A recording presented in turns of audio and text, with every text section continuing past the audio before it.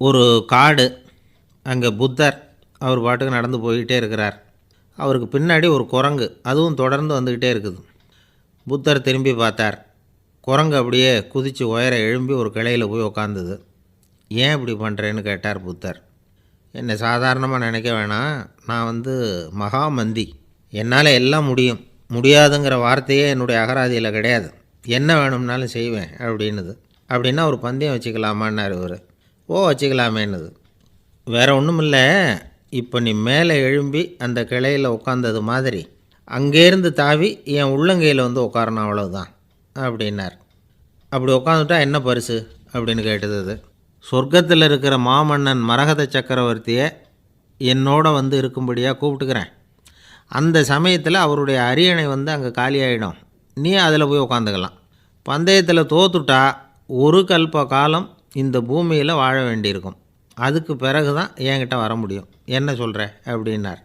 குரங்குக்கு தாவறது ஒரு பெரிய காரியமா? இது எனக்கு ரொம்ப சாதாரண விஷயம், என்ன இப்போவே தாவட்டுமா அப்படின்னுது. சரின்னு சொல்லி உள்ளங்கையை நீட்டினார். அவருடைய கை தாமரை இலை அளவுக்கு அப்படியே விரிஞ்சுது. குரங்கு சௌகரியமாக உட்கார்றதுக்காக.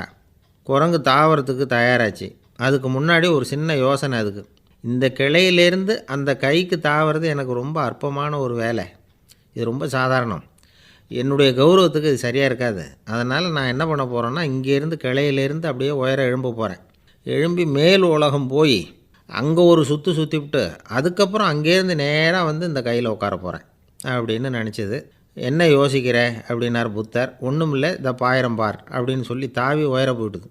கொஞ்ச நேரத்தில் வான உலகத்துக்கே போய் சேர்ந்துட்டுது.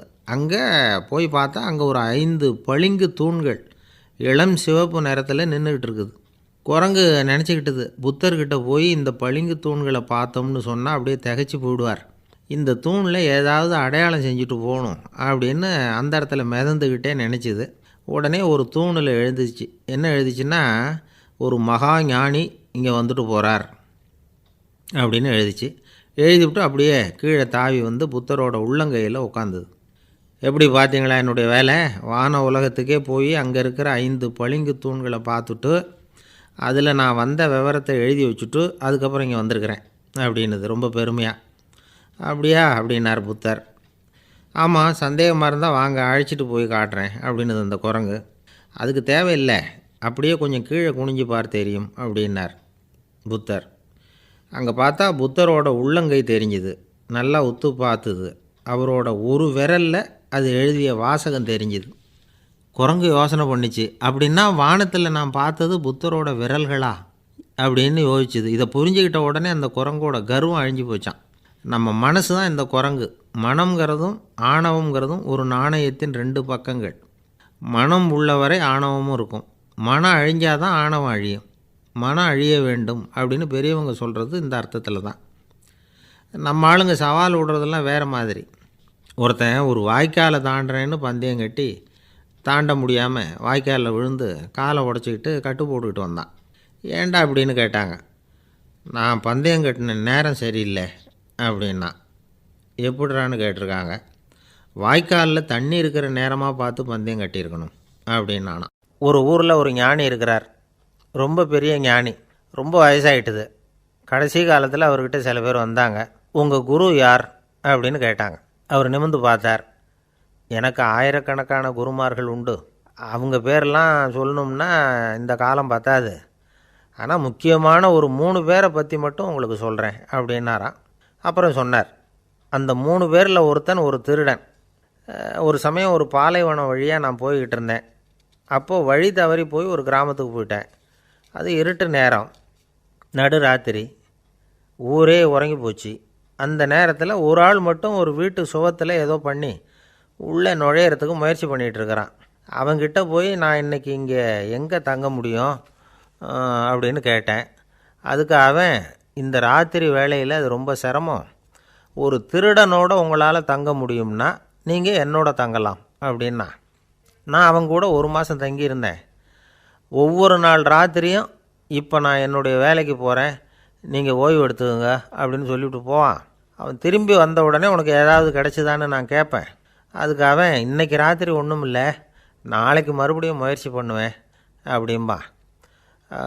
எப்பவும் அவன் நம்பிக்கை இழந்ததே கிடையாது, எப்பவும் சந்தோஷமாகவே இருப்பான். நானும் ரொம்ப காலமாக தியானம் பண்ணிக்கிட்டே இருந்தேன், ஒன்றுமே நடக்கலை. ஆனால் நான் என்ன பண்ணேன் தெரியுமா, மனசு வருத்தப்படும், நம்பிக்கை இழந்துருவேன். அப்போல்லாம் அந்த திருடனுடைய விடாமுயற்சி தான் ஞாபகத்துக்கு வரும். அதனால் அந்த திருடன் எனக்கு ஒரு குரு. என்னுடைய ரெண்டாவது குரு யாருன்னா அது ஒரு நாய். இது எப்படின்னா, ஒரு சமயம் எனக்கு ரொம்ப தாகமாக இருந்தது, ஒரு நதியை நோக்கி போய்கிட்டு இருந்தேன். அப்போது ஒரு நாயும் வந்தது, அதுக்கும் தாகம். ஓடி வந்து ஆற்றை பார்த்துது. அதோட நிழல் வந்து ஆற்றுல தெரிஞ்சுது. அதை பார்த்ததும் பயந்துட்டுது. அதாவது அது தன்னுடைய சொந்த உருவத்தையே கண்டு பயந்தது. அதை பார்த்து குறைக்குது, திரும்பி ஓடிச்சு. ஆனால் அதுக்கு தாகம் அதிகமாக இருந்ததுனால அது மறுபடியும் திரும்பி வந்தது. பார்த்தா மறுபடியும் தண்ணியில் நாயோட உருவம் தெரியுது. இப்படி சில தடவை பண்ணிச்சு. இருந்தாலும் கடைசியில் தண்ணியில் குதிச்சுட்டுது துணிஞ்சி. இப்படி குதித்த உடனே அதோட உருவமும் மறைஞ்சுட்டுது. இதை பார்த்தேன். நான் என்ன புரிஞ்சுக்கிட்டேன்னா, எவ்வளவு தான் பயம் இருந்தால் கூட ஒருத்தன் தைரியமாக காரியத்தில் இறங்கணும் அப்படிங்கிறத புரிஞ்சுக்கிட்டேன். இந்த போதனை அந்த நாய்கிட்ட இருந்து எனக்கு கிடைச்சிது. இது ஒன்று. அடுத்தது என்னுடைய மூன்றாவது குரு யாருன்னா அது ஒரு சின்ன குழந்தை. நான் ஒரு சமயம் ஒரு நகரத்துக்கு போனேன். அங்கே ஒரு குழந்தை எரிகிற மெழுகுவத்தி ஒன்று எடுத்துக்கிட்டு வந்தது. நான் அந்த குழந்தைய பார்த்து வேடிக்கையாக கேட்டேன், ஏன் பாப்பா இந்த மெழுகுவத்தியை நீயாவே கொளுத்துனியா அப்படின்னு கேட்டேன். ஆமான்னுது அந்த குழந்தை. சரி, இந்த மெழுகுவத்தி முன்னாடி எரியாமல் இருந்தது, இப்போ எரியுது. இந்த மெழுகுவத்திக்கு வெளிச்சம் எங்கேருந்து வந்தது, அதை எனக்கு காட்ட முடியுமா அப்படின்னு கேட்டேன் அந்த குழந்தைகிட்ட. இதுக்கு அந்த குழந்தை சிரிச்சுக்கிட்டு அந்த மெழுகுவத்தியை ஊதி அணைச்சுட்டுது. அதுக்கப்புறம் என்னை பார்த்து கேட்டுது, இப்போ இந்த மெழுகுவத்தியின் வெளிச்சம் போனதை பார்த்தீங்க இல்லையா, அது எங்கே போச்சுன்னு எனக்கு சொல்லுங்க அப்படின்னுது. அந்த குழந்தை இப்படி கேட்டதும் என்கிட்ட இருந்த ஆணவம் அழிஞ்சுட்டுது. நான் படித்ததெல்லாம் அந்த வினாடியில் சுக்கு நூறாக போயிட்டுது. என்னுடைய முட்டாள்தனத்தை நான் உணர்ந்தேன் அப்படின்னு இவ்வளவும் அந்த ஞானி விவரமாக சொன்னாராம். அதனால் நாம் இன்னார்கிட்டே இருந்து தான் இதை கற்றுக்கணுங்கிறது இல்லை, யாருக்கிட்டே இருந்தும் எதையும் கற்றுக்கலாம். நம்மால் ஒருத்தன் ஒரு நாய் வளர்த்துக்கிட்டு இருந்தான். அந்த நாய்க்கு வால் கிடையாது, யாரோ ஏற்கனவே வெட்டி எடுத்துட்டாங்க. இந்த நாய் தான் சார் எனக்கு குரு, அதுக்கிட்டே இருந்து கூட நான் பாடம் கற்றுக்கிட்டு இருக்கிறேன் அப்படின்னா. அப்படி என்ன கற்றுக்கிட்டேன் இந்த வால் இல்லாத நாய்கிட்டே இருந்து அப்படின்னு கேட்டோம். நாம் யாருக்கிட்டேயும் வாலாட்டக்கூடாது அப்படிங்கிற பாடத்தை அதுக்கிட்டே இருந்து தான் நான் கற்றுக்கிட்டேன் அப்படின்னா. ஒரே ஒரு ஊரில் ஒரு பாதிரியார் இருந்தார். ரொம்ப நாள் சந்தோஷமாக வாழ்ந்தார். ஒரு நாள் அவர் மடத்து சமையல் அறையில் பாத்திரங்களை கழுவி துலக்கி சுத்தப்படுத்திக்கிட்டு இருந்தார். அந்த சமயத்தில் ஒரு தேவதூதன் அவர் முன்னாடி வந்து நின்னான். இவர் நிமிர்ந்து பார்த்தார். ஆண்டவர் என்னை உங்ககிட்ட அனுப்பியிருக்கிறார், பரலோகத்தில் வாசம் செய்கிறதுக்கு உங்களுக்கு நேரம் வந்துட்டுது அப்படின்னு அந்த ஆள். ஆண்டவருக்கு என்னோட ஞாபகம் வந்ததுக்கு நன்றி. ஆனாலும் இப்போ இங்கே நீயே பாரு, எவ்வளவு பாண்டங்கள் பாக்கி இருக்குது, இவ்வளவையும் நான் சுத்தப்படுத்த வேண்டியிருக்கு. நான் நன்றி கெட்டவனாக இருக்க விரும்பலை. இந்த பணியை முடிக்கிற வரைக்கும் என்னுடைய பரலோக வாழ்வை தள்ளி வைக்க முடியுமா, நீ என்ன நினைக்கிற அப்படின்னு கேட்டார். தேவதூதன் தனக்கே உரிய விவேகத்தோட அன்போட பாதிரியாரை பார்த்தான். சரி, என்ன செய்யலாம்ங்கிறத அப்புறம் சொல்கிறேன் அப்படின்னு சொல்லிவிட்டு புறப்பட்டு போயிட்டான். ஒரு நாள் அந்த பாதிரியார் தோட்டத்தில் உள்ள களைகளையெல்லாம் ஒரு களை கொத்தியால் கொத்தி களை எடுத்துக்கிட்டு இருக்கிறார். அந்த சமயத்தில் இந்த தேவதூதன் மறுபடியும் அவர் முன்னாடி நிற்கிறான். பாதிரியார் பார்த்தார். இதை பாரு, இந்த தோட்டம் பூராவும் எவ்வளவு களை மண்டி கிடக்கு, பரலோகம் கொஞ்ச காலம் எனக்காக பொறுத்திருக்கலாம்னு நீ நினைக்கிறியா அப்படின்னு கேட்டார். தேவதூதன் சிரிச்சுக்கிட்டே மறுபடியும் மறைஞ்சிட்டான். மறுபடியும் அவர் களை எடுக்கிறது, தானிய களஞ்சியத்துக்கு வர்ணம் பூசுறது, இப்படிப்பட்ட வேலைகளில் ஈடுபட்டிருக்கார். இன்னொரு நாள் ஒரு மருத்துவமனையில் நோயாளிகளை கவனிச்சிக்கிட்டு ரொம்ப தீவிரமாக இருக்கிறார் அந்த பாதிரியார். ஒரு நோயாளியோட தாகத்துக்கு தண்ணீர் கொடுத்துட்டு நிமிர்ந்து பார்க்குறப்போ தேவதூதன் மறுபடியும் அவர் முன்னாடி நிற்கிறான். இந்த தடவை பாதிரியார் தன்னலமற்றவராக பேரன்பை காட்டக்கூடிய வகையில் தன்னுடைய 2 கைகளையும் உயர்த்தியபடி தேவதூதனின் கவனத்தை பிணியால் வாடக்கூடிய நோயாளிகளின் பக்கம் திருப்பினாராம். தேவதூதன் ஒன்றும் சொல்லலை, மறைஞ்சிட்டான். அன்னைக்கு சாயந்தரம் பாதிரியார் மடத்தில் உள்ள தன்னுடைய அறைக்கு போய் இளைப்பாறினார். யோசித்து பார்த்தார். தேவதூதனையும் தேவதூதனின் விருப்பத்தையும் பல நாள் தள்ளி போட்டு வந்ததையும் அவர் ரொம்ப நினச்சி பார்த்தார். திடீர்னு தான் முதுமை அடைகிறதையும் சோர்வு அடைகிறதையும் உணர்ந்தார். ஆண்டவரை நினச்சார். ஆண்டவரே, உம்முடைய தூதனை மறுபடியும் என்கிட்ட அனுப்புனா நான் சந்திக்கிறதுக்கு ஆவலாக இருக்கேன் அப்படின்னு சொல்கிறப்பவே தேவதூதன் பக்கத்தில் வந்து நின்னான். பாதிரியார் நிமிர்ந்து பார்த்தார். நீ இப்போவே என்னை அழைச்சிக்கிட்டு போக விரும்பினா நான் பரலோகத்துக்கு வர்றதுக்கு தயாராக இருக்கேன்னார். தேவதூதன் அந்த பாதிரியாரை அன்போடவும் விவேகத்தோடவும் பார்த்து, நீங்கள் என் கூட பரலோகத்துக்கு வர்ற தயாராக இருக்கிறதா சொல்கிறீங்க, ஆனால் நீங்கள் இது வரைக்கும் வேறு எங்கே இருந்ததான் நினைக்கிறீங்க அப்படின்னு நானும். அப்படின்னா இது வரைக்கும் இருந்த இடம் தான் பரலோகம் அப்படிங்கிறத உணர்த்தியிருக்கிறான். பரலோகம்னா என்னென்னு புரிஞ்சுக்கிறதுக்கு இந்த சம்பவம் நமக்கு உதவியாக இருக்குது. தொண்டு செய்கிறத விட பெரிய செயல் வேறு எதுவும் இருக்க முடியாது. அது நம்ம மனசுக்கு கொடுக்குற சுகத்தை வேறு எதுவும் கொடுக்க முடியாது. நாம் தொண்டு செய்கிற இடம் தான் அந்த புண்ணிய இடம். ஆனால் இந்த காலத்துல எல்லாம் நாம் தொண்டு செய்யணும்னு நினச்சி ஏதாவது ஆரம்பித்தா கூட அதை ஒரு மாதிரியாக சுற்றி நின்று வேடிக்கை பார்க்க ஆரம்பிச்சிடுறாங்க. ஒரு பெரியவர் அப்படி தான் ஒரு தொண்டு செஞ்சுக்கிட்டு இருந்தார். ஒரு கோவில் கட்டிக்கிட்டு இருந்தாங்க. அதில் ஒரு இடத்துல ஒரு பலகையை வச்சு ஆணி அடிக்கிற வேலையை செஞ்சுக்கிட்டு இருந்தார் அந்த பெரியவர். ஒரு சின்ன பையன் அதை ரொம்ப ஊக்கமாக அக்கறையாக கவனிச்சிக்கிட்டு இருந்தான். பெரியவர் இதை கவனித்தார். என்னப்பா பார்க்குற, உனக்கும் இது மாதிரி தொண்டு செய்யணும்னு ஆசையாக இருக்கா அப்படின்னு கேட்டார்.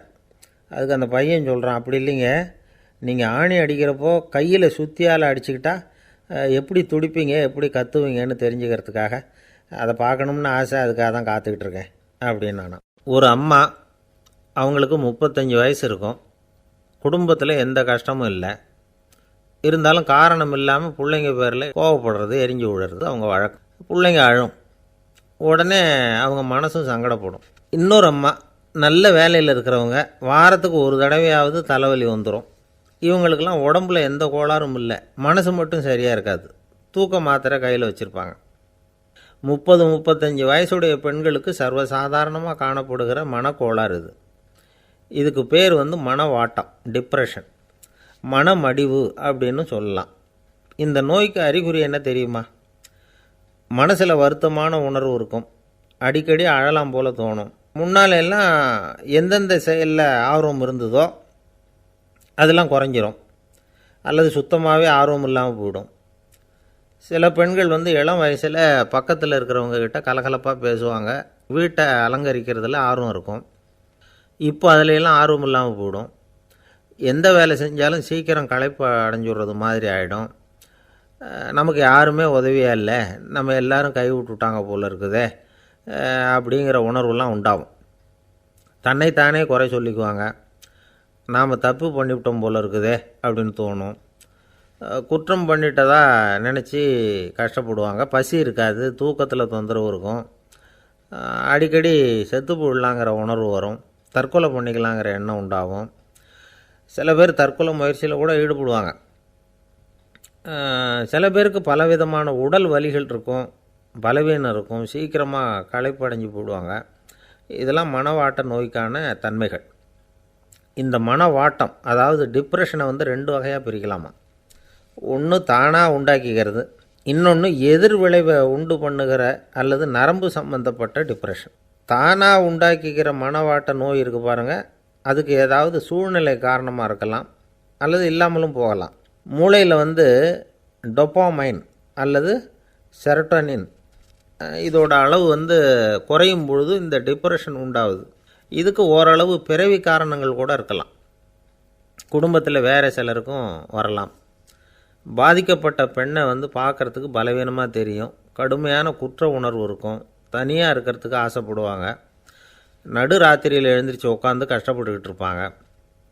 கொடூரமான முறையில் தற்கொலை பண்ணிக்க முயற்சி பண்ணுவாங்க. தீ வச்சுக்கிறது, அமிலத்தை குடிக்கிறது, தூக்கில் தொங்குறது. இப்படி தானாக வரவழைச்சிக்கிற மனவாட்ட நோய் மறையக்கூடிய நோய். ஒரு தடவை வந்தால் 3லேருந்து 6 மாதம் வரைக்கும் நீடிக்கும். இடைப்பட்ட காலங்களில் நோயாளி இயல்பாக இருப்பார். எதிர் விளைவை உண்டு பண்ணுகிற அல்லது நரம்பு சம்பந்தப்பட்ட மனவாட்ட நோய் எப்படின்னா, கணவன் மனைவி, மாமியார் மருமகள், இப்படிப்பட்ட உறவு முறை பிரச்சனைகள், தோல்விகள், எரிச்சல்கள், ஆஃபீஸு பிரச்சனை, இப்படிப்பட்ட சூழ்நிலையால் உண்டாகிறது. எல்லாத்துக்கும் மருந்து இருக்குது, மார்க்கம் இருக்குது, கவலைப்பட வேண்டியதில்லை, தைரியமாக இருக்கணும். உளவியல் மருத்துவம் இதுக்கு ரொம்ப உபயோகமாக இருக்கும். சில பெண்களை பாருங்கள், அவங்க எதுக்கும் அலட்டிக்கிறது இல்லை. ஒரு அம்மா அப்படி தான் தன்னுடைய கணவனை அழைச்சிக்கிட்டு ஒரு மனநோய் மருத்துவர்கிட்ட வந்தாங்க. டாக்டர், எங்கள் வீட்டுக்காரர் திடீர்னு ஒரு மாதிரி ஆயிட்டார். வித்தியாசமாக நடந்துக்கிறார். எப்படின்னா, இவர் தன்னையே ஒரு ஒட்டடை குச்சியாக நினச்சிக்கிட்டு இருக்கிறார். அப்படி நினச்சிக்கிட்டு தன்னுடைய தலையாலேயே வீட்டில் உள்ள ஒட்டடையெல்லாம் தொடச்சிக்கிட்டு இருக்கிறார் அப்படின்னாங்க. எவ்வளவு நாளாக அப்படி இருக்குதுன்னு கேட்டார் டாக்டர். ஒரு வாரமாக அப்படி இருக்குது அப்படின்னாங்க அந்த அம்மா. அப்படின்னா முன்னாடியே ஏன் அழைச்சிட்டு வரல அப்படின்னு கேட்டார் டாக்டர். வீடு பூரா சுத்தமாகட்டுமேனு பார்த்துக்கிட்டு இருந்தேன் டாக்டர் அப்படின்னாங்களாம் அந்த அம்மா. என்னுடைய நண்பர் ஒருத்தர் ஆழ்ந்த சிந்தனையில் இருந்தார். என்ன யோசனை பண்ணுறீங்கன்னு கேட்டேன். தலைவர் ஆகணும்னு பார்க்குறேன், அதுதான் என்ன வழின்னு யோசிச்சுக்கிட்டு இருக்கேன்னார். நான் கூட அது மாதிரி யோசித்து பார்த்தேன். அதுக்கப்புறம் அந்த யோசனையை கை விட்டுட்டேன் அப்படின்னோம். ஏன்னு கேட்டார். அதுக்கான தகுதிகள் நமக்கு இல்லைங்கிறது புரியுது. அது நமக்கு புரியறத விட நம்ம விட மற்றவங்களுக்கு நல்லா புரிஞ்சு போச்சு. அதனால் பேசாமல் கம்முன்னு இருந்துடுறது தான் நல்லது அப்படின்னோம். தலைவர் ஆகிறதுக்கு தகுதிகள் வேறு உண்டோ அப்படின்னு கேட்டார். அவர் யதார்த்தமாக தான் கேட்குறார். நாங்கள் உடனே எங்ககிட்ட இருந்த ஒரு புஸ்தகத்தை எடுத்து அவர்கிட்ட கொடுத்தோம். படித்து பாருங்கன்னு. தலைவர் ஆகிறதுக்கு என்ன வழி அப்படிங்கிறத பற்றி அதில் போட்டிருக்கிறாங்க. முதல் வழி என்ன தெரியுமா? ஒரு 4 பேர் முன்னாடி இல்லைன்னா ஒரு கூட்டத்துக்கு முன்னாடி நீங்கள் பேச போகிறீங்க. அப்போ எப்படி ஆரம்பிக்கணும்னா, உண்மையான புகழ்ச்சி, நேர்மையான பாராட்டு, இதோடு ஆரம்பிக்கணும். எடுத்ததுமே அது சரியில்லை இது சரியில்லைன்னு பேசிகிட்டு இருக்கக்கூடாது. மக்களை பார்த்து நீங்கள் தான் தப்பு பண்ணிவிட்டீங்க அப்படின்னு நேரடியாக சொல்லக்கூடாது. தவறு இருந்தாலும் அதை மறைமுகமாக ஏதாவது கதை சொல்லி அதிலேருந்து அவங்க புரிஞ்சுக்கிற மாதிரி செய்யணும். அடுத்தவங்க பண்ண தப்பு என்னன்னு அலசறதுக்கு முன்னாடி நீங்கள் பண்ணின தப்பு என்னங்கிறத பற்றியே பேசுங்க. எதுக்கும் நேரடியாக உத்தரவு போட்டுக்கிட்டு இருக்கக்கூடாது. இதை நீங்கள் செய்யணும் அப்படின்னு சொல்கிறதுக்கு பதிலாக நீங்கள் இப்படி செஞ்சால் எப்படி இருக்கும் அப்படின்னு கேள்வி மாதிரி கேட்கணுமா. இப்படி கேட்டால் அது உத்தரவு மாதிரி தெரியாதான். அடுத்தவங்க மரியாதையை காப்பாற்றுறது மாதிரி பேசணுமா. உங்கள் பேச்சு இன்னொருத்தரை அவமானப்படுத்துறது மாதிரி இருக்கக்கூடாதான். ஏண்டா இவங்கிட்ட போய் மாட்டிக்கிட்டோம்னு யாரும் நினச்சிடக்கூடாது. ஒவ்வொரு சின்ன வளர்ச்சியையும் பாராட்டணும். வெற்றி சாதாரணமாக இருந்தாலும் பாராட்டாமல் இருந்துடக்கூடாது. பாராட்டும் பொழுது தாராளமாக இருக்கணும்.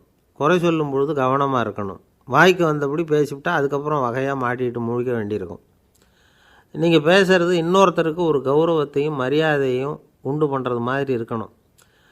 நீங்கள் பேசுகிறது அடுத்தவங்களுக்கு இருக்கிற கொஞ்ச நெஞ்ச மரியாதையும் எடுத்து விடுறது மாதிரி இருக்கக்கூடாது.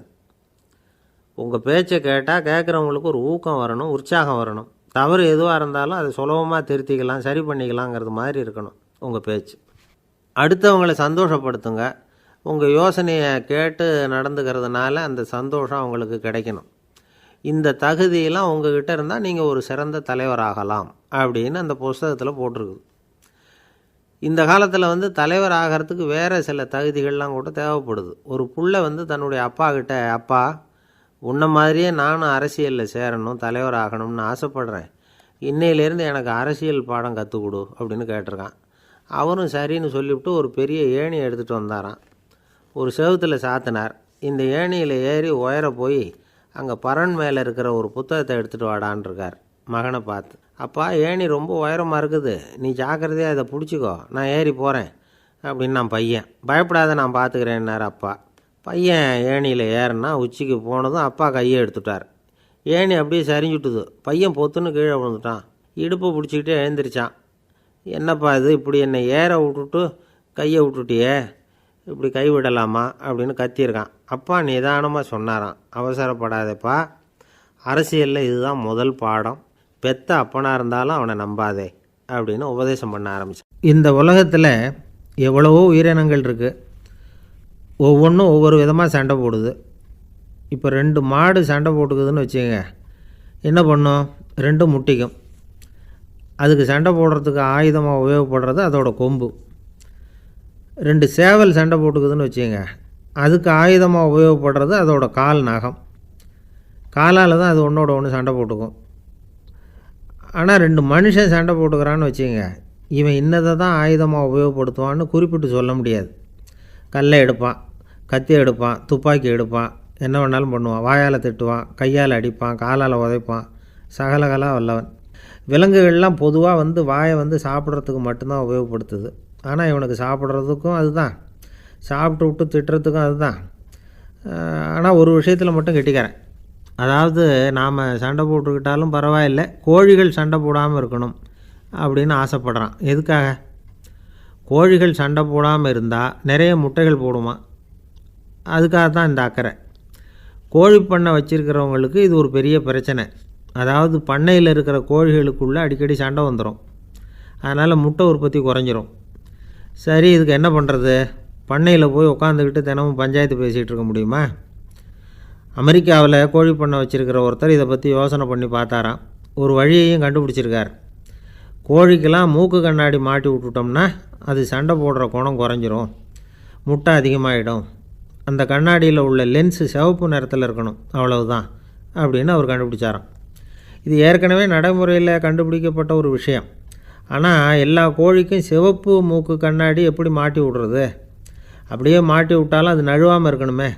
இப்போ நாமெல்லாம் நடு விரலால் மூக்கு கண்ணாடி நடுவில் தொட்டு அப்படி ஸ்டைலாக சரி பண்ணிக்கிறோம். அது மாதிரி கோழி எப்படி சரி பண்ணிக்கும்? இதுதான் பிரச்சனை. இதுக்கு அவர் என்ன வழி கண்டுபிடிச்சாருன்னா, கோழிக்கெல்லாம் மூக்கு கண்ணாடிக்கு பதிலாக விழியொட்டு வில்லைகள், காண்டாக்ட் லென்ஸ், அதை பொருத்தி விட்டா என்ன அப்படின்னு யோசனை பண்ணார். அதே மாதிரி பண்ணார். அதே மாதிரி செஞ்சு பார்த்தார், வெற்றி. அதுக்கப்புறம் கோழியெல்லாம் சண்டை போட்டுக்கலையாம், சமாதான பிரியர்கள் ஆகிட்டு தான். கோழிகளுக்கு இயல்பாகவே சண்டை போடுற குணம் உண்டு. ஆனால் அதோட கண்ணுக்கு பார்க்குற பொருள்லாம் ரோஜா நிறத்துலையோ அல்லது இன்னும் சொல்லப்போனால் அழுத்தமான சிவப்பு நிறத்துலையோ தெரிஞ்சதுன்னா சண்டை போடுற குணம் குறைஞ்சிருதான். அந்த சமயத்தில் அது அதிகமாகவும் முட்டையிட ஆரம்பிச்சுடுதான். அதே நேரத்தில் இறை எடுக்கிறத கூட குறைச்சிக்குதான். இது ஏன் இப்படி பண்ணுதுங்கிறது விஞ்ஞானிகளுக்கு இன்னமும் புரியலையா. எப்படியோ அமெரிக்க கோழிகள்லாம் காண்டாக்ட் லென்ஸ் பொருத்திக்க ஆரம்பித்தாச்சு. கோழி கழுத்தை பிடிச்சிக்கிட்டு ஒரு சில வினாடிகளில் அதை பொருத்தி விட்றாங்களாம். கோழியோட ஆயுள் பூரா அது அப்படியே இருக்குமா. பண்ணையில் முட்டை உற்பத்தி குறைஞ்சா இது மாதிரி விஞ்ஞானபூர்வமாக பரிகாரம் தேடுறது தான் நல்லது. நமக்கு வேண்டியப்பட்ட ஒருத்தர், அவர் ஒரு கோழி பண்ணை வச்சுருந்தார். அந்த பண்ணையில் பாதி கோழி திடீர்னு செத்து போச்சு. உடனே ஒரு கால்நடை மருத்துவர்கிட்ட போக வேண்டியது தானே. அங்கே போகல. உள்ளூரில் மந்திரம் பண்ணிகிட்டு இருந்த ஒரு சாமியார்கிட்ட போனார். அவர் காலில் விழுந்தார். சாமி, என் பண்ணையில் பாதி கோழி செத்து போட்டுதுன்னார். சாமியார் யோசனை பண்ணார். சரி, பண்ணையில் வாசப்படி கிழக்கு பக்கமாக வச்சுருக்கியா மேற்கு பக்கமாக வச்சுருக்கியான்னு கேட்டார். கிழக்கு பக்கமாக இருக்குன்னார் அவர். அதுதான் தப்பு, மேற்கு பக்கமாக அதை மாற்று, சரியாக போடும்னாராம். அதே போல் இவர் போய் மாற்றிவிட்டார். அப்பவும் பாதி செத்து போச்சு. மறுபடியும் சொன்னார், சாமி மறுபடியும் பாதி கோழி செத்து போட்டுதேன்னார். சரி, கூரை எப்படி போட்டிருக்க, ஓடு போட்டிருக்கியா இல்லை கீத்து போட்டிருக்கியான்னார். ஓடு போட்டிருக்கேன்னாராம் அவர். அதுதான் தப்பு, அதை கீத்து போட்டுரு, சரியாக போடும்னாராம். சரின்னு போய் அதையும் மாற்றி பார்த்தார். மறுபடியும் போயிட்டுது, கோழி செத்து போச்சு. வந்தார். மறுபடியும் பாதி செத்து போச்சு சாமின்னு வந்தார். இவரும் யோசனையை மாற்றி மாற்றி சொல்லிகிட்டே இருக்கிறார். இப்படி அவரும் மாற்றி மாற்றி பார்த்தார். 6வது தடவையாக அவரை தேடிட்டு வந்தார். அந்த சமயத்தில் இவர் ரொம்ப தீவிரமாக யோசனை பண்ணி பார்த்துட்டு, அது சரிப்பா, நீயே என்கிட்ட சளைக்காமல் வந்துக்கிட்டு இருக்கிற, நானும் யோசனை சொல்லிகிட்டு இருக்கேன். இப்போவும் உங்ககிட்ட சொல்கிறதுக்கு என்கிட்ட யோசனை நிறையா இருக்குது. ஆனால் சோதிக்கிறதுக்கு உங்ககிட்ட கோழி இல்லையே, என்ன பண்ணுறது அப்படின்னாராம். அன்பாக இருக்கணும்னு அநேக பெரியவங்க சொல்லியிருக்கிறாங்க. நாமளும் அதை கேட்டுவிட்டு அன்பு காட்டுறதுக்கு தயாராக தான் இருக்கிறோம். அதை வாங்கிறதுக்கு தான் ஆளை காணும். இருந்தாலும் அன்பில் எத்தனையோ வகை உண்டு. அதை சரியாக புரிஞ்சுக்கிட்டு அதுக்கப்புறம் அன்பு காட்ட ஆரம்பிக்கணும். வகையை புரிஞ்சிக்காமல் அன்பு காட்டினா வம்பில் மாட்டிக்க வேண்டியது தான். அன்புன்னா சாதாரணமாக நினச்சி விடாதீங்க. அதில் எவ்வளோ விதம் தெரியுமா? இரக்கம், கருணை, காருண்யம், பந்துத்துவம், பட்சம், பாசம், நேசம், விசுவாசம், அபிமானம், காதல், பக்தி, இப்படி பல விதமாக அதை பற்றி சொல்லி வச்சுருக்கிறாங்க பெரியவங்க. இந்த வார்த்தைகள்லாம் நாம் கேள்விப்பட்டது தான். இருந்தாலும் அதுகளுக்குள்ளே என்ன வித்தியாசம்னு கேட்டால் சரியாக சொல்ல தெரியாது. அதனால் இந்த வார்த்தைகளுக்கெல்லாம் பெரியவங்க என்ன விளக்கம் சொல்கிறாங்கன்னு இப்போ பார்க்கலாம். எளியவர்கள் மேலே செலுத்துகிற அன்பு இருக்குது பாருங்கள், அதுக்கு இரக்கம்னு பேர். அறிவு பலம், சரீர பலம், இது ரெண்டும் இல்லாதவங்க மேலே, அதாவது வலிமையற்றவர்கள் மேலே செலுத்துகிற அன்பு இருக்குது பாருங்கள், அதுதான் கருணை. எறும்புலேருந்து யானை வரைக்கும் சகல ஜீவராசிகள் மேலேயும் காட்டுற அன்புக்கு காருண்யம்னு பேர், ஜீவகாருண்யம். சிபி சக்கரவர்த்தி காட்டின அன்பு இந்த ரகம். உறவினர்கள், சொந்தக்காரங்க, அவங்க வசதியாக இருந்தாலும் வறுமையில் இருந்தாலும் வித்தியாசம் இல்லாமல் காட்டுற அன்பு இருக்குது பாருங்கள், அதுக்கு பேர் பந்துத்துவம். ஒரு எஜமானன் வேலையாள்கிட்ட காட்டுற அன்பு இருக்குது பாருங்கள், அதுக்கு பேர் தான் பட்சம். அவனும் தன்னை மாதிரி மனுஷன்தாங்கிற நினப்பு வேணும். ஒரு தாய் தன்னுடைய குழந்தை மேலே, ஒரு குழந்தை தன்னுடைய தாய் மேலே செலுத்துகிற அன்புக்கு பாசம்னு பேர். ஈருடல் ஓர் உயிர்னு நினைக்கிறது. இது ராமரும் கௌசலையும் இதுக்கு உதாரணம். தம்மை ஒத்த நண்பர்கள்கிட்ட செலுத்துகிற அன்புக்கு நேசம்னு பேர். வயசு, செல்வம், அந்தஸ்து இந்த வித்தியாசமெல்லாம் பார்க்காம அவங்க சுக துக்கத்தில் சமபங்கு எடுத்துக்கிறது இது. கிருஷ்ணன் குசேலர்கிட்ட காட்டினது இந்த ரகம்.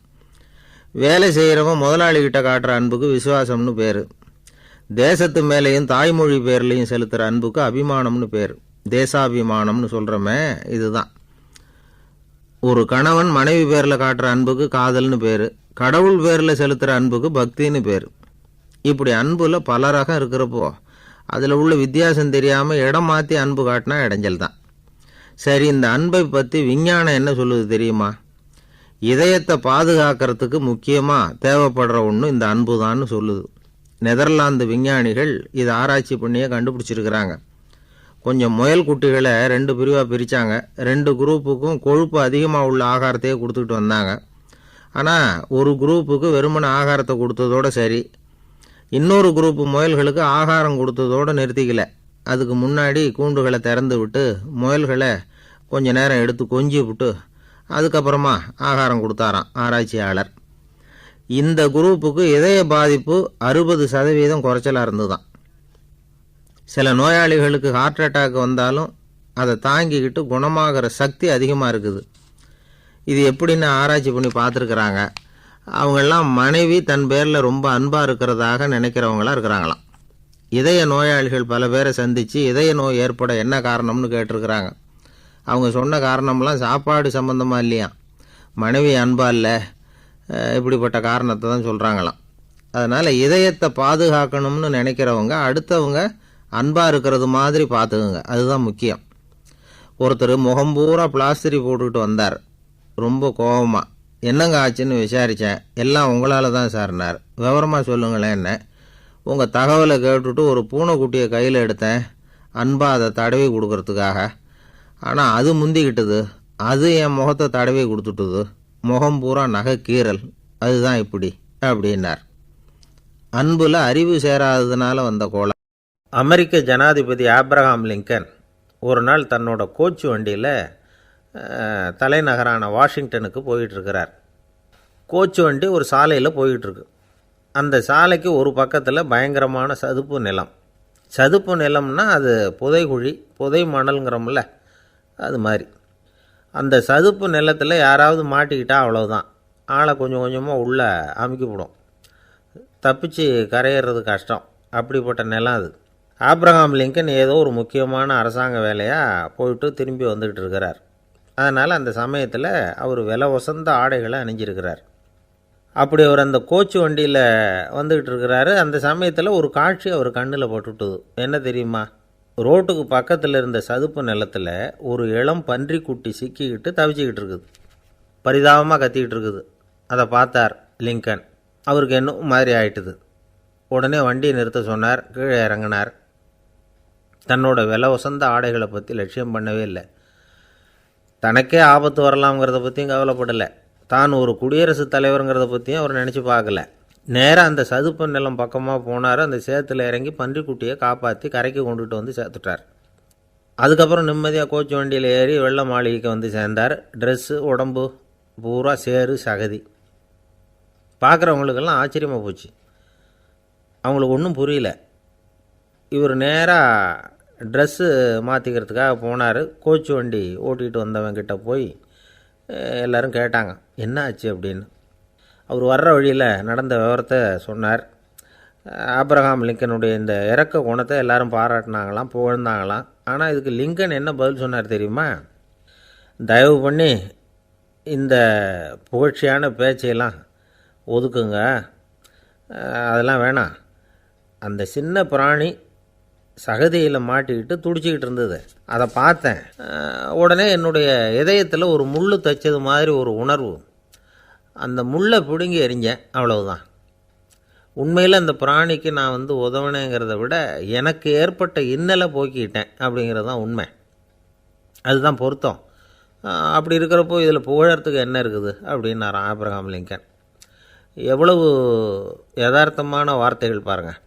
இந்த காலத்தில் நம்மளையும் பல பேர் அப்படி உண்டு. நீச்சல் தெரியாத ஒரு ஆள் தண்ணியில் இறங்கிட்டான். தண்ணி ஆழம்ங்கிறது அப்புறமா தான் தெரிஞ்சுது. தத்தளிக்க ஆரம்பிச்சிட்டான். வாழ் வாழ்னு கத்துறான். கரையில் நின்றுக்கிட்டு இருந்த ஒருத்தர் இதை பார்த்தார். உடனே அவருக்கு இதயத்தில் முள் தைச்சது மாதிரி ஒரு உணர்வு. உடனே குபீர்னு தண்ணியில் பாய்ஞ்சார். அவரை காப்பாற்றி கரைக்கு கொண்டுட்டு வந்து சேர்த்தார். இதை பார்த்துக்கிட்டு இருந்த இன்னொருத்தர் காப்பாற்றின அந்த ஆளை பாராட்டி புகழ்ந்தார். என்ன புகழாதீங்க சார் அப்படின்னார் அவர். ஏன்னு கேட்டார் இவர். நான் அந்த ஆளை ஏன் காப்பாற்றினேன் தெரியுமா? அவன் நேற்றுக்கு என்கிட்ட 300 ரூபா கடன் வாங்கியிருக்கிறான்.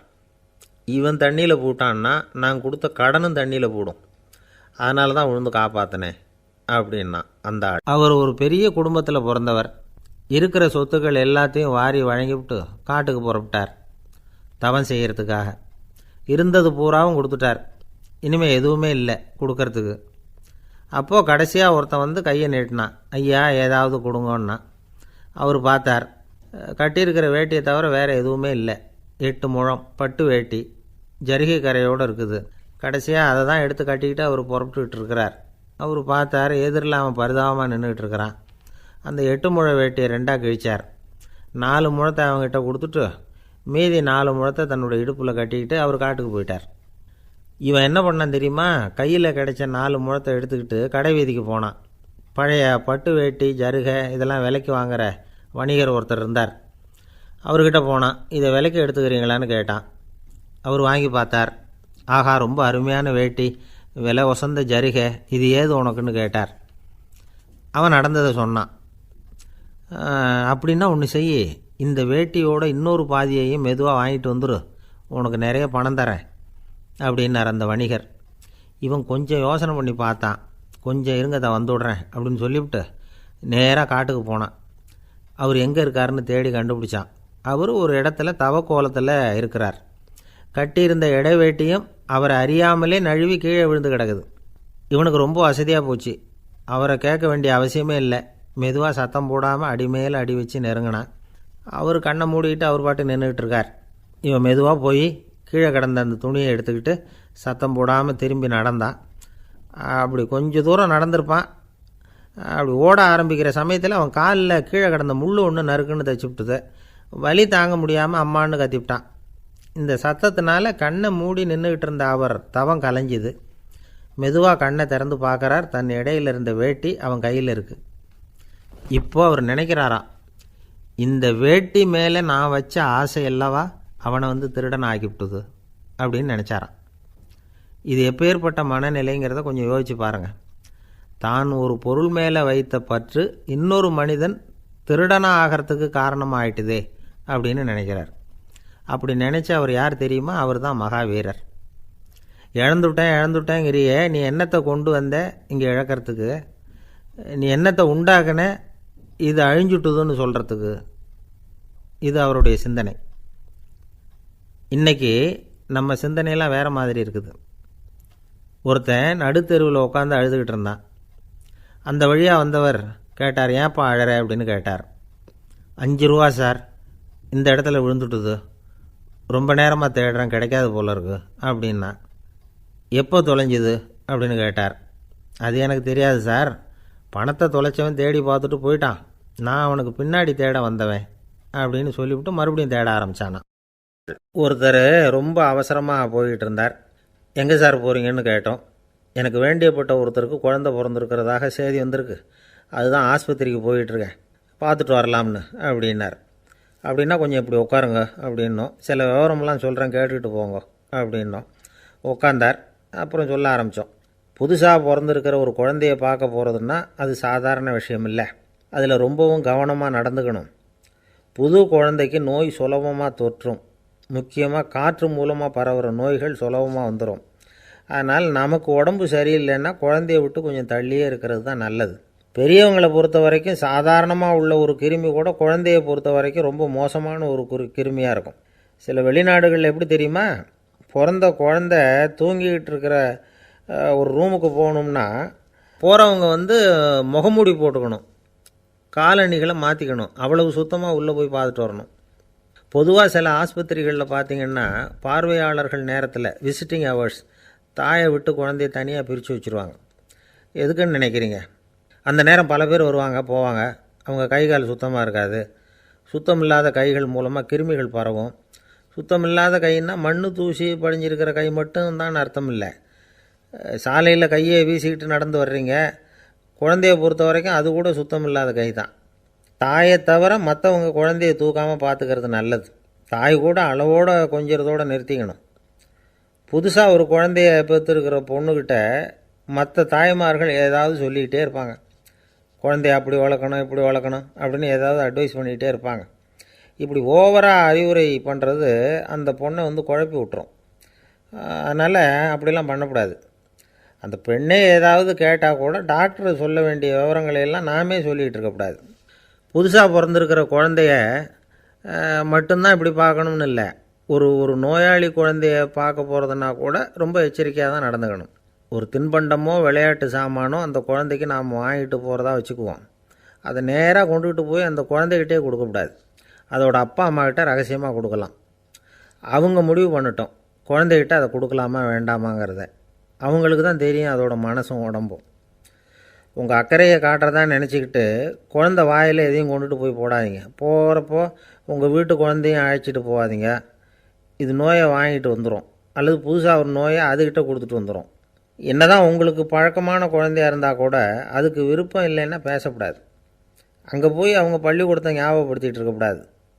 நோயில் இருக்கிறப்ப ஸ்கூலை பற்றி பேச அது விரும்பாது. ஆஸ்பத்திரியை விட்டு வெளியில் புறப்படுறப்போ குழந்தைகிட்ட சொல்லணும்னு அவசியம் இல்லை. அதோட அப்பா அம்மா கிட்ட சொல்லிவிட்டு புறப்பட்டா போதும். குழந்தை கோபிச்சிக்காது. சமூக சம்பிரதாயத்தை பற்றி அது கவலைப்படுறதில்ல. இப்படி எல்லா விவரமும் நம்ம எதிரில் உட்காந்துருந்தவங்ககிட்ட சொல்லி முடித்தோம். ரொம்ப நன்றி சார் அப்படின்னு சொல்லிவிட்டு அவர் புறப்பட்டார். குழந்தைங்க கொஞ்சம் வளர்கிற வரைக்கும் தான் நாம் எச்சரிக்கையாக இருக்கணும்னு இல்லை, வளர்ந்த பிறகு இன்னும் எச்சரிக்கையாக இருக்கணும். ஒரு பையன் பள்ளிக்கூடத்துலேருந்து திரும்பி வீட்டுக்கு வந்தான். முகம் பூரா நகத்தால் கீறி இருந்தது. அப்பா பார்த்து பயந்துட்டார். யாருடா உன்னை இப்படி பண்ணது அப்படின்னார். என் கூட படிக்கிற இன்னொரு பையன்னா. நாளைக்கு உன் கூட பள்ளிக்கூடத்துக்கு வர்றேன், நீ எனக்கு அவனை அடையாளம் காட்ட முடியுமான்னார். அது ரொம்ப சுலபம் நான் பையன். எப்படின்னார் அப்பா. அவன் காதில் ஒன்று கையோடு எடுத்துகிட்டு வந்திருக்கிறேன், இதோ என் பையில் தான் வச்சுருக்கேன் அப்படிங்கிறான் அந்த பையன். ஒருத்தர் சிகரெட்டும் கையுமா வந்தார். சார், இந்த புகைப்பிடிக்கிற பழக்கத்தை நிறுத்தி போடணும்னு தான் பார்க்குறேன், முடியலேன்னார். புகைப்பிடிக்கிறத நிறுத்துறது ரொம்ப சுலபம் சார் அப்படின்னார் இன்னொருத்தர். எப்படி சொல்கிறீங்கன்னு கேட்டார் அவர். நான் கூட ஏற்கனவே 10 தடவை அந்த பழக்கத்தை நிறுத்தி இருக்கிறேன் சார் அப்படின்னார் இவர். இதிலேருந்து என்ன தெரியுது? புகைப்பழக்கத்தை திடீர்னு விட்டு விடுறதுங்கிறது ரொம்ப கஷ்டம்னு தெரியுது. இருந்தாலும் இது சம்பந்தமான ஆராய்ச்சி, அனுபவம், இது ரெண்டையும் அடிப்படையாக வச்சு சில வழிமுறைகளை சொல்கிறாங்க. அதாவது புகைப்பிடிக்கிறத நிறுத்துறதுக்கு 10 வழிகள் உண்டு அப்படின்னு சொல்கிறாங்க. அது என்னங்கிறத தெரிஞ்சுக்கிட்டால் உபயோகப்படுதான்னு பார்க்கலாமே. முதல் கருத்து என்னென்னா, கொஞ்ச நாளைக்கு புகைப்பிடிக்கிற நண்பர்களை விட்டு விலகி இருக்கணும். இதனால் புகைப்பிடிக்கிற ஆசை குறையும். அந்த பழக்கத்தை மறுபடியும் ஆரம்பிக்கக்கூடாதுங்கிற எண்ணம் உறுதிப்படும். ரெண்டாவது கருத்து, புகைப்பிடிக்கிறதை எதிர்த்து தீவிரமாக பிரச்சாரம் செய்ய ஆரம்பிச்சிடணும். அது அடுத்தவங்களுக்கும் உபயோகப்படும், உங்களுக்கும் உபயோகப்படும். உங்கள் உள்ளுணர்வை அது தூண்டும், உங்களை உறுதி கொள்ள வைக்கும். மூன்றாவது கருத்து என்னென்னா, தினமும் 2 தடவை குளிக்கணும். எப்படி தெரியுமா? முதல்ல வெது வெதுப்பான தண்ணீர், அப்புறம் குளிர்ந்த தண்ணீர், இப்படி மாறி மாறி குளிக்கணுமா. நாலாவது கருத்து, உடற்பயிற்சிகள் செய்யணும். மூச்சு வாங்குகிற மாதிரியான பயிற்சிகள் ரொம்ப நல்லதான். பிராணாயாமம் அப்படிங்கிற மூச்சு பயிற்சி ரொம்ப நல்லதுங்கிறாங்க. அப்புறம் ஐந்தாவது கருத்து, சாப்பாடு மிதமாக இருக்கணும், சீராக இருக்கணும். பச்சை காய்கறிகள், பழங்கள் சாப்பாட்டில் சேர்த்துக்கலாம். அடிக்கடி கொஞ்சம் கொஞ்சமாக சாப்பிட்டு ரத்தத்தில் சர்க்கரையின் அளவை பராமரிக்கணும். இது நரம்புகளை அமைதிப்படுத்தும். ஆறாவது கருத்து என்னென்னா, ரொம்ப நேரம் பசியோடு இருக்கக்கூடாது. புகைப்பிடிக்கிறத நிறுத்த முயற்சி செய்யும் பொழுது எடை குறைப்பு நடவடிக்கைகளை மேற்கொள்ளக்கூடாது. ஏழாவது கருத்து, காப்பி, தேநீர், மதுபானம், அப்புறம் போதைப் பொருள்கள் கலந்த உணவுகள் இதெல்லாம் வேணாம். புகைப்பிடிக்கிறத அதெல்லாம் ஊக்கப்படுத்தும். கடுகு, மிளகு, அப்புறம் காரமான பொருள்களை தவிர்க்கணும். உப்பு அளவை குறைக்கணும். தினமும் 10 குவளை தண்ணீராவது குடிக்கணும். வெறும் தண்ணி புகைப்பிடிக்கிற ஆவலை தணிக்குதான். எட்டாவது கருத்து, கையில் சிகரெட்டு, புகையில ஏதாவது இருந்தால் உடனே தூக்கி எறிஞ்சிருங்க. அது கையில் இருக்கிற வரைக்கும் புகைப்பிடிக்கிற ஆசை வந்துக்கிட்டே இருக்கும். 9வது கருத்து என்னென்னா, இறை நம்பிக்கை உள்ளவங்க புகைப்பிடிக்கிற எண்ணம் வர்றப்போவெல்லாம் பிரார்த்தனை செய்ய ஆரம்பிச்சுடலாம். 10வது கருத்து, உங்களுக்கு ரொம்பவும் வேண்டியவங்க யாரோ அவங்கக்கிட்ட எல்லாம் நீங்கள் புகைப்பிடிக்கிறத நிறுத்தி விட்டதா சொல்லிவிடுங்க. இந்த 10 வழிகளையும் கடைபிடிக்க ஆரம்பிச்சுட்டா புகைப்பிடிக்கும் பழக்கத்தை நிறுத்தி விடலாம் அப்படின்னு சொல்கிறாங்க அனுபவப்பட்டவங்க. முயற்சி பண்ணி பார்க்கலாம். ஒரு முக்கியமான இடத்துல நின்றுக்கிட்டு இருந்தார் ஒருத்தர். அங்கே வந்த இன்னொருத்தர், ஏன் சார் இந்த இடத்துல சிகரெட் பிடிக்கலாமா அப்படின்னு அனுமதி கேட்டார். இந்த இடத்துல சிகரெட் பிடிக்கக்கூடாதுங்க அப்படின்னாரு இவர். நீங்கள் இப்படி சொல்கிறீங்க, ஆனால் இந்த இடத்துல கீழே நிறைய சிகரெட் துண்டுகள் கிடக்குதே, அவங்கெல்லாம் யார்? அவங்கெல்லாம் உங்கள் மாதிரி என்கிட்ட அனுமதி கேட்காதவங்க அப்படின்னாராம் இவர். ஒரு தெருவில் சில சிறுவர்கள் விளையாடிக்கிட்டு இருந்தாங்க. ஏதோ ஒரு உயரமான கல்லை நடுத்தெருவில் வச்சு அதை சுற்றி சுற்றி ஓடி வந்துக்கிட்டு இருக்கிறாங்க. அது என்ன விளையாட்டோ அவங்களுக்கு தான் தெரியும். கொஞ்ச நேரம் அப்படி விளையாடிக்கிட்டு இருந்தவங்க விளையாடி முடித்ததும் அந்த கல்லை நடுத்தெருவில் அப்படியே விட்டுட்டு அவங்கவுங்க வீட்டுக்கு ஓடி போட்டாங்க. அதுக்கப்புறம் அந்த வழியாக 2 பெண்கள் பேசிக்கிட்டே வந்தாங்க. பேச்சு சுவாரஸ்யத்தில் நடுத்தெருவில் இருந்த அந்த கல்லை கவனிக்கலை. காலில் இடிச்சுட்டுது, லேசாக ரத்தம் வந்துட்டுது, வலி தாங்கலை.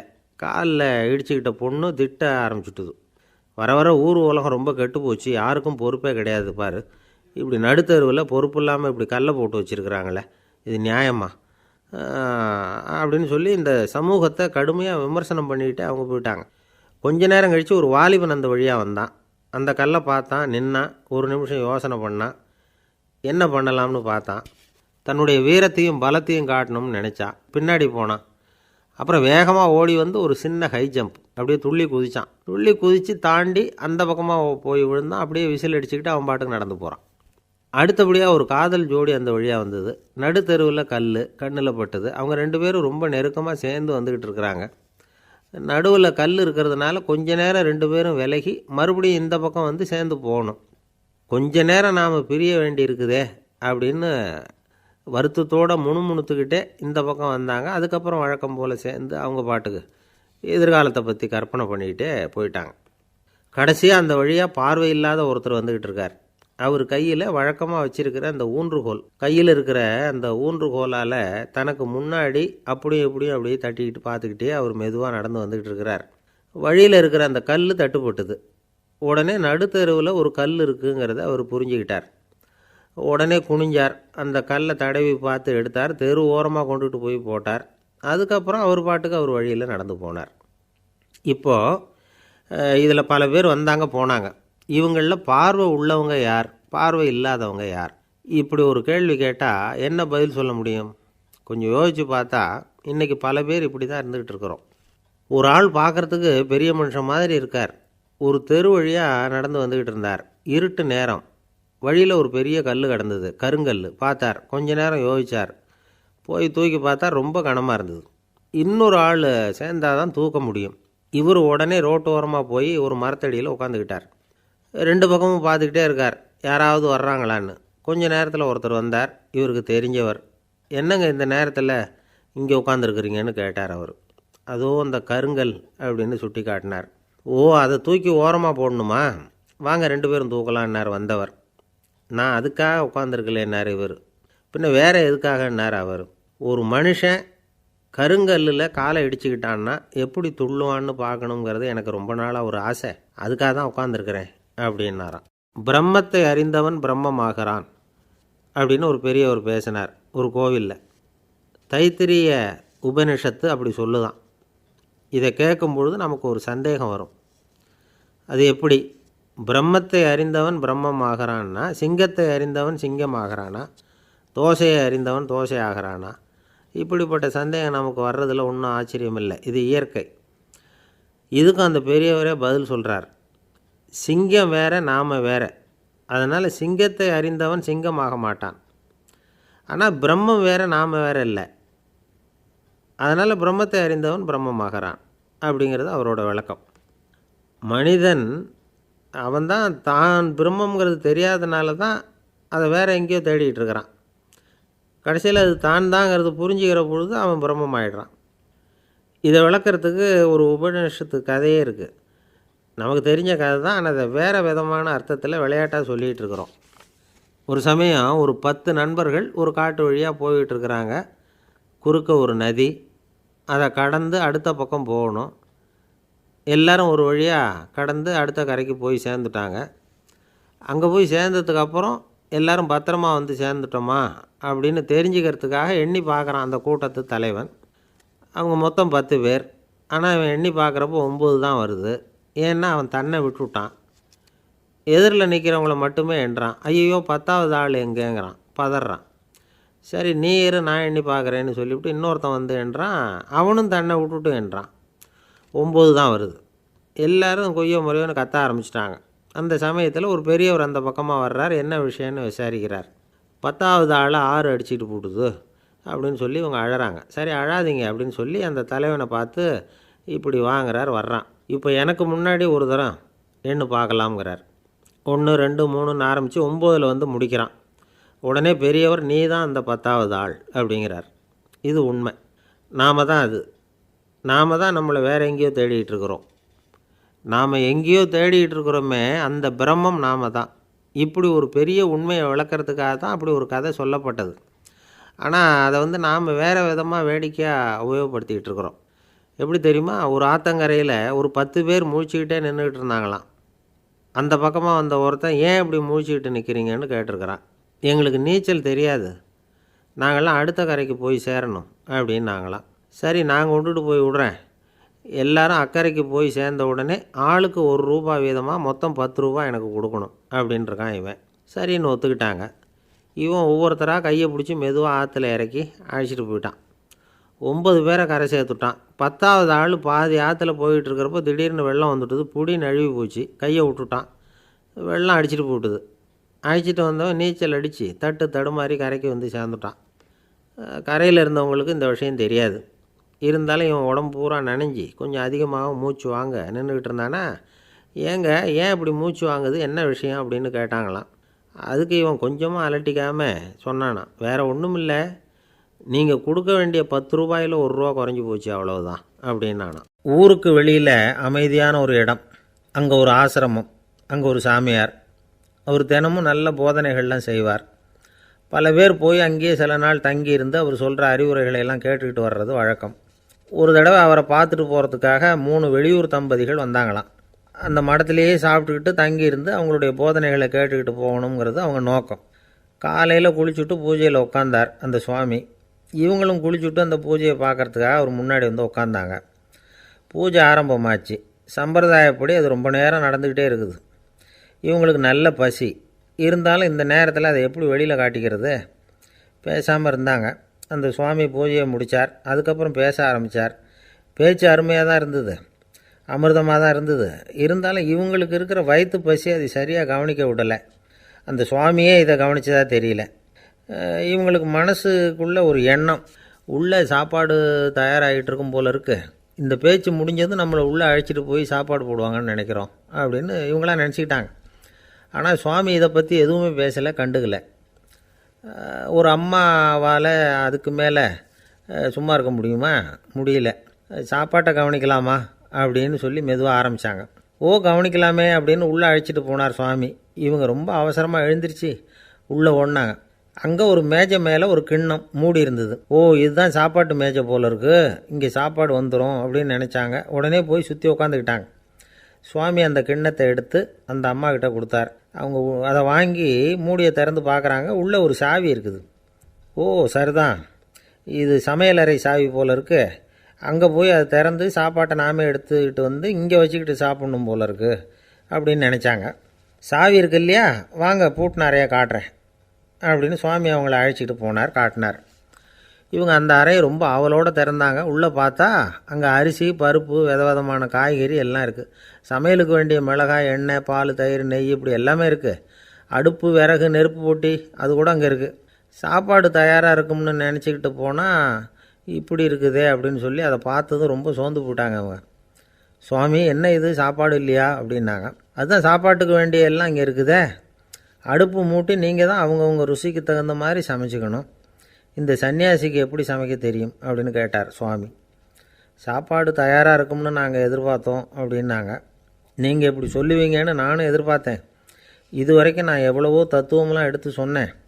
எல்லாத்தையும் விட இதுதான் அனுபவபூர்வமான தத்துவம்.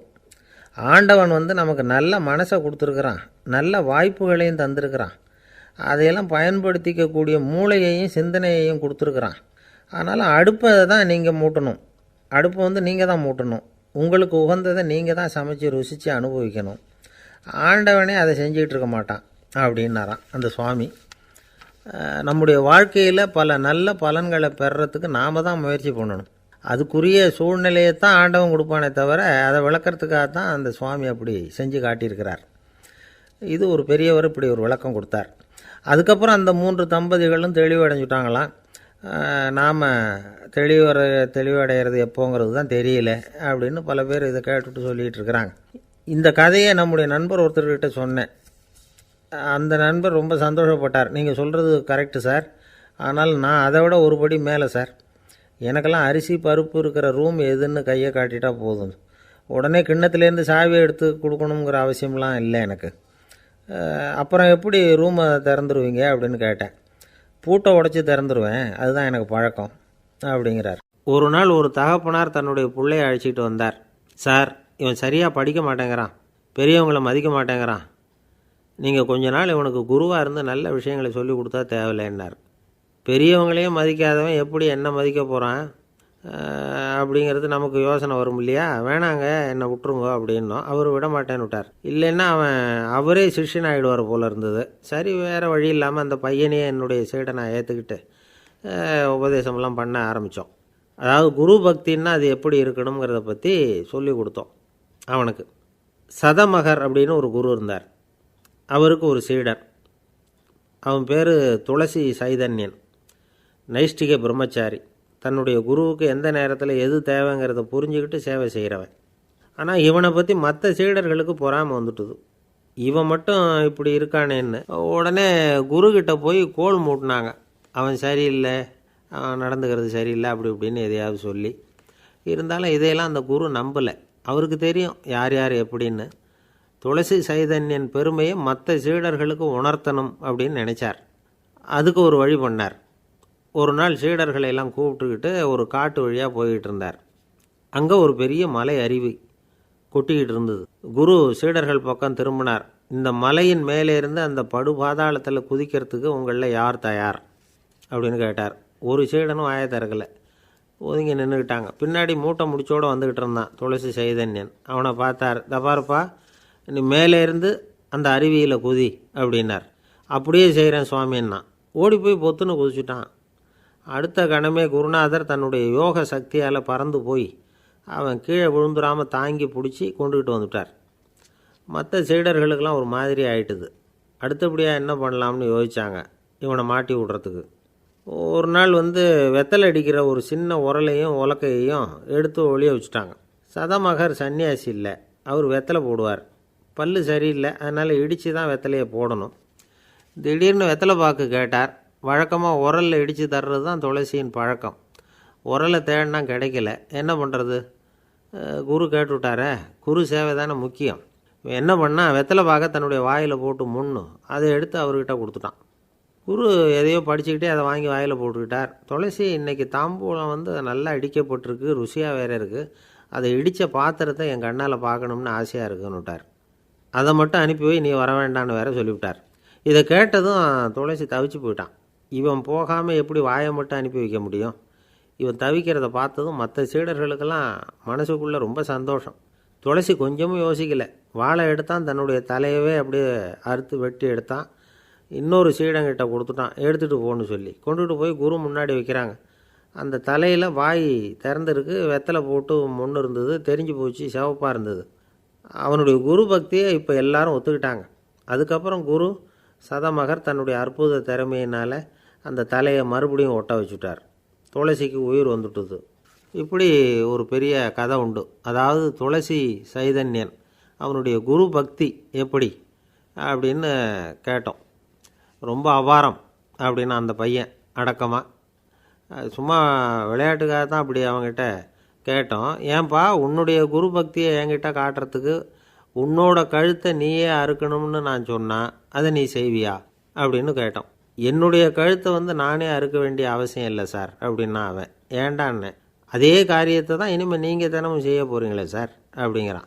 1816 வருஷம் செப்டம்பர் மாதம் 11 பிரான்ஸ் தேசத்தில் உள்ள ஒரு மருத்துவமனை.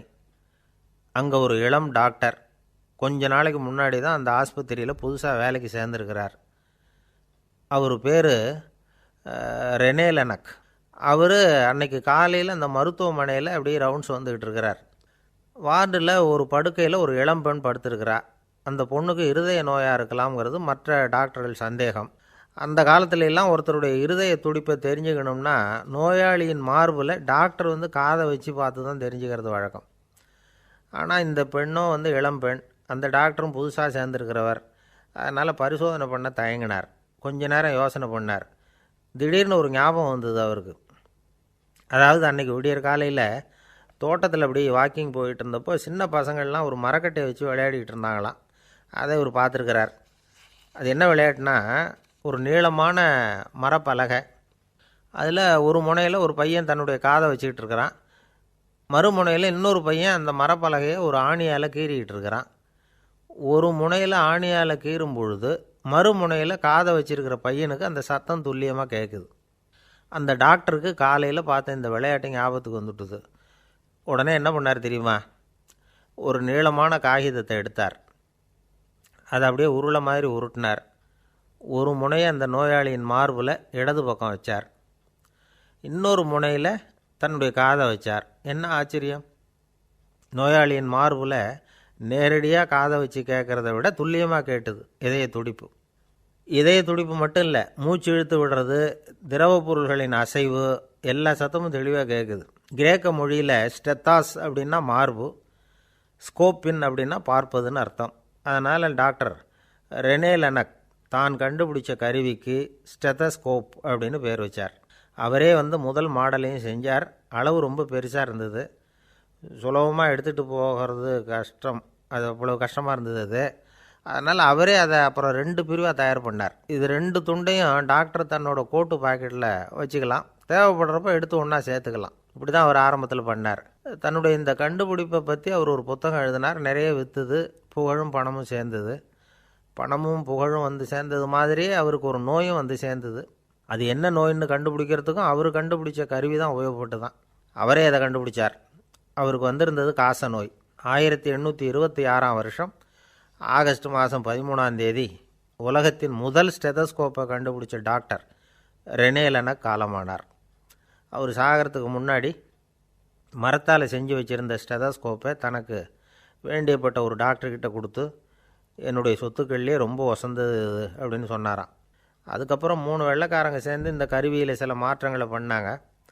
ஆனால் 1829 லண்டனில் டாக்டர் நிக்கோலஸுங்கிறவர் ஒரு காதால் இதய துடிப்பை கேட்குறத விட டாக்டர் 2 காதாலையும் கேட்குறது தான் சரியாக இருக்கும் அப்படின்னு ஒரு கருத்தை வெளியிட்டார்.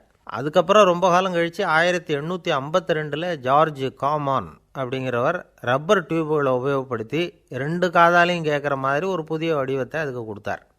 அதுக்கு பிறகு அது படிப்படியாக எவ்வளவோ மாற்றங்கள் இருந்தாலும் ஆரம்பத்தில் டாக்டர் ரெனே லெனக் உருவாக்கின அடிப்படை மாடலை யாரும் மாற்றி அமைக்கலைங்கிறது தான் முக்கியமான விஷயம். நமக்கு தெரிஞ்ச ஒரு ஆஸ்பத்திரி, அதில் ஒரு நோயாளி, காலை நேரத்தில் நர்ஸு அந்த பக்கமாக போயிட்டு இருந்தாங்க. அதை பார்த்துட்டு ஒரு நர்ஸுன்னு கத்துறார். நர்ஸு அவசரமாக ஓடி வந்து என்ன விஷயம்னு கேட்டாங்க. சிஸ்டர், இங்கே பாருங்கள், உங்கள் டாக்டரை என் நெஞ்சில் அவர் காதை வச்சு கேட்டுக்கிட்டு இருக்கிறார் அப்படின்னார் நோயாளி. சிஸ்டர் பதட்டப்படாமல், அதனால் என்ன, இந்த டாக்டர் பழமையான விஷயங்களில் ரொம்ப நம்பிக்கை உள்ளவர், அதனால் ஸ்டெதாஸ்கோப்பை உபயோகப்படுத்தாமல் காதை வச்சு கேட்குறார், அது ஒன்றும் தப்பு இல்லை அப்படின்னாங்களாம். ஐயோ, அதுக்காக இல்லை சிஸ்டர், இவர் என் நெஞ்சு மேலே தலையை வச்சது நேற்று ராத்திரி 9 மணி, இப்போ விடிஞ்சு போச்சு, இன்னமும் தலையை எடுக்கவே இல்லை, அதுக்காக தான் சந்தேகப்பட்டு உங்களை கூப்பிட்றேன் அப்படின்னாராம். ஒரு பல்கலைக்கழகம், அங்கே ஒரு இலக்கிய பேராசிரியர், அவர் பாடம் நடத்திக்கிட்டு இருந்தார். ராபர்ட் ப்ரௌனிங் எழுதிய கவிதைகளை பற்றி சொல்லிகிட்டு இருக்கிறார். மாணவர்களும் ரொம்ப அக்கறையாக அதை கேட்டுக்கிட்டு இருக்கிறாங்க. ஒரு குறிப்பிட்ட கவிதையை பற்றி சொல்லும் பொழுது அந்த பேராசிரியருக்கே ஒரு சந்தேகம், அதாவது அந்த கவிதையின் சரியான அர்த்தம் என்னங்கிறதுல சந்தேகம். பேராசிரியர் யோசனை பண்ணார். அந்த கவிதையை முழுசாக புரிஞ்சிக்க முடியல. அதனால் மாணவர்களை பார்த்து சொன்னார், மாணவர்களே, ஒரு நாள் பொறுத்துங்க, இந்த கவிதையை எழுதின கவிஞர் எங்கள் வீட்டுக்கு பக்கத்தில் தான் இருக்கிறார். இன்றைக்கி சாயந்தரம் நான் அவரை நேரிலேயே போய் பார்க்குறேன், பார்த்து இதுக்கு என்னங்க அர்த்தம்னு கேட்டுக்கிட்டு வந்துவிடுறேன், அதுக்கப்புறம் உங்ககிட்ட சொல்கிறேன் அப்படின்னாராம்.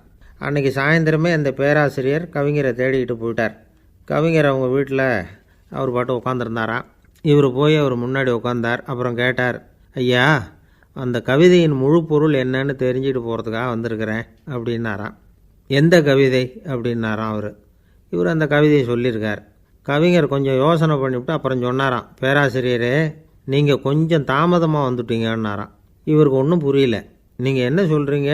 நான் தாமதமாக வந்துட்டேன்னா? நீங்கள் தான் உயிரோடு இருக்கிறீங்களே, அப்படி இருக்கும்பொழுது நான் தாமதமாக வந்துவிட்டேன்னா அது எப்படி அப்படின்னு இவர் குழம்பியிருக்கிறார்.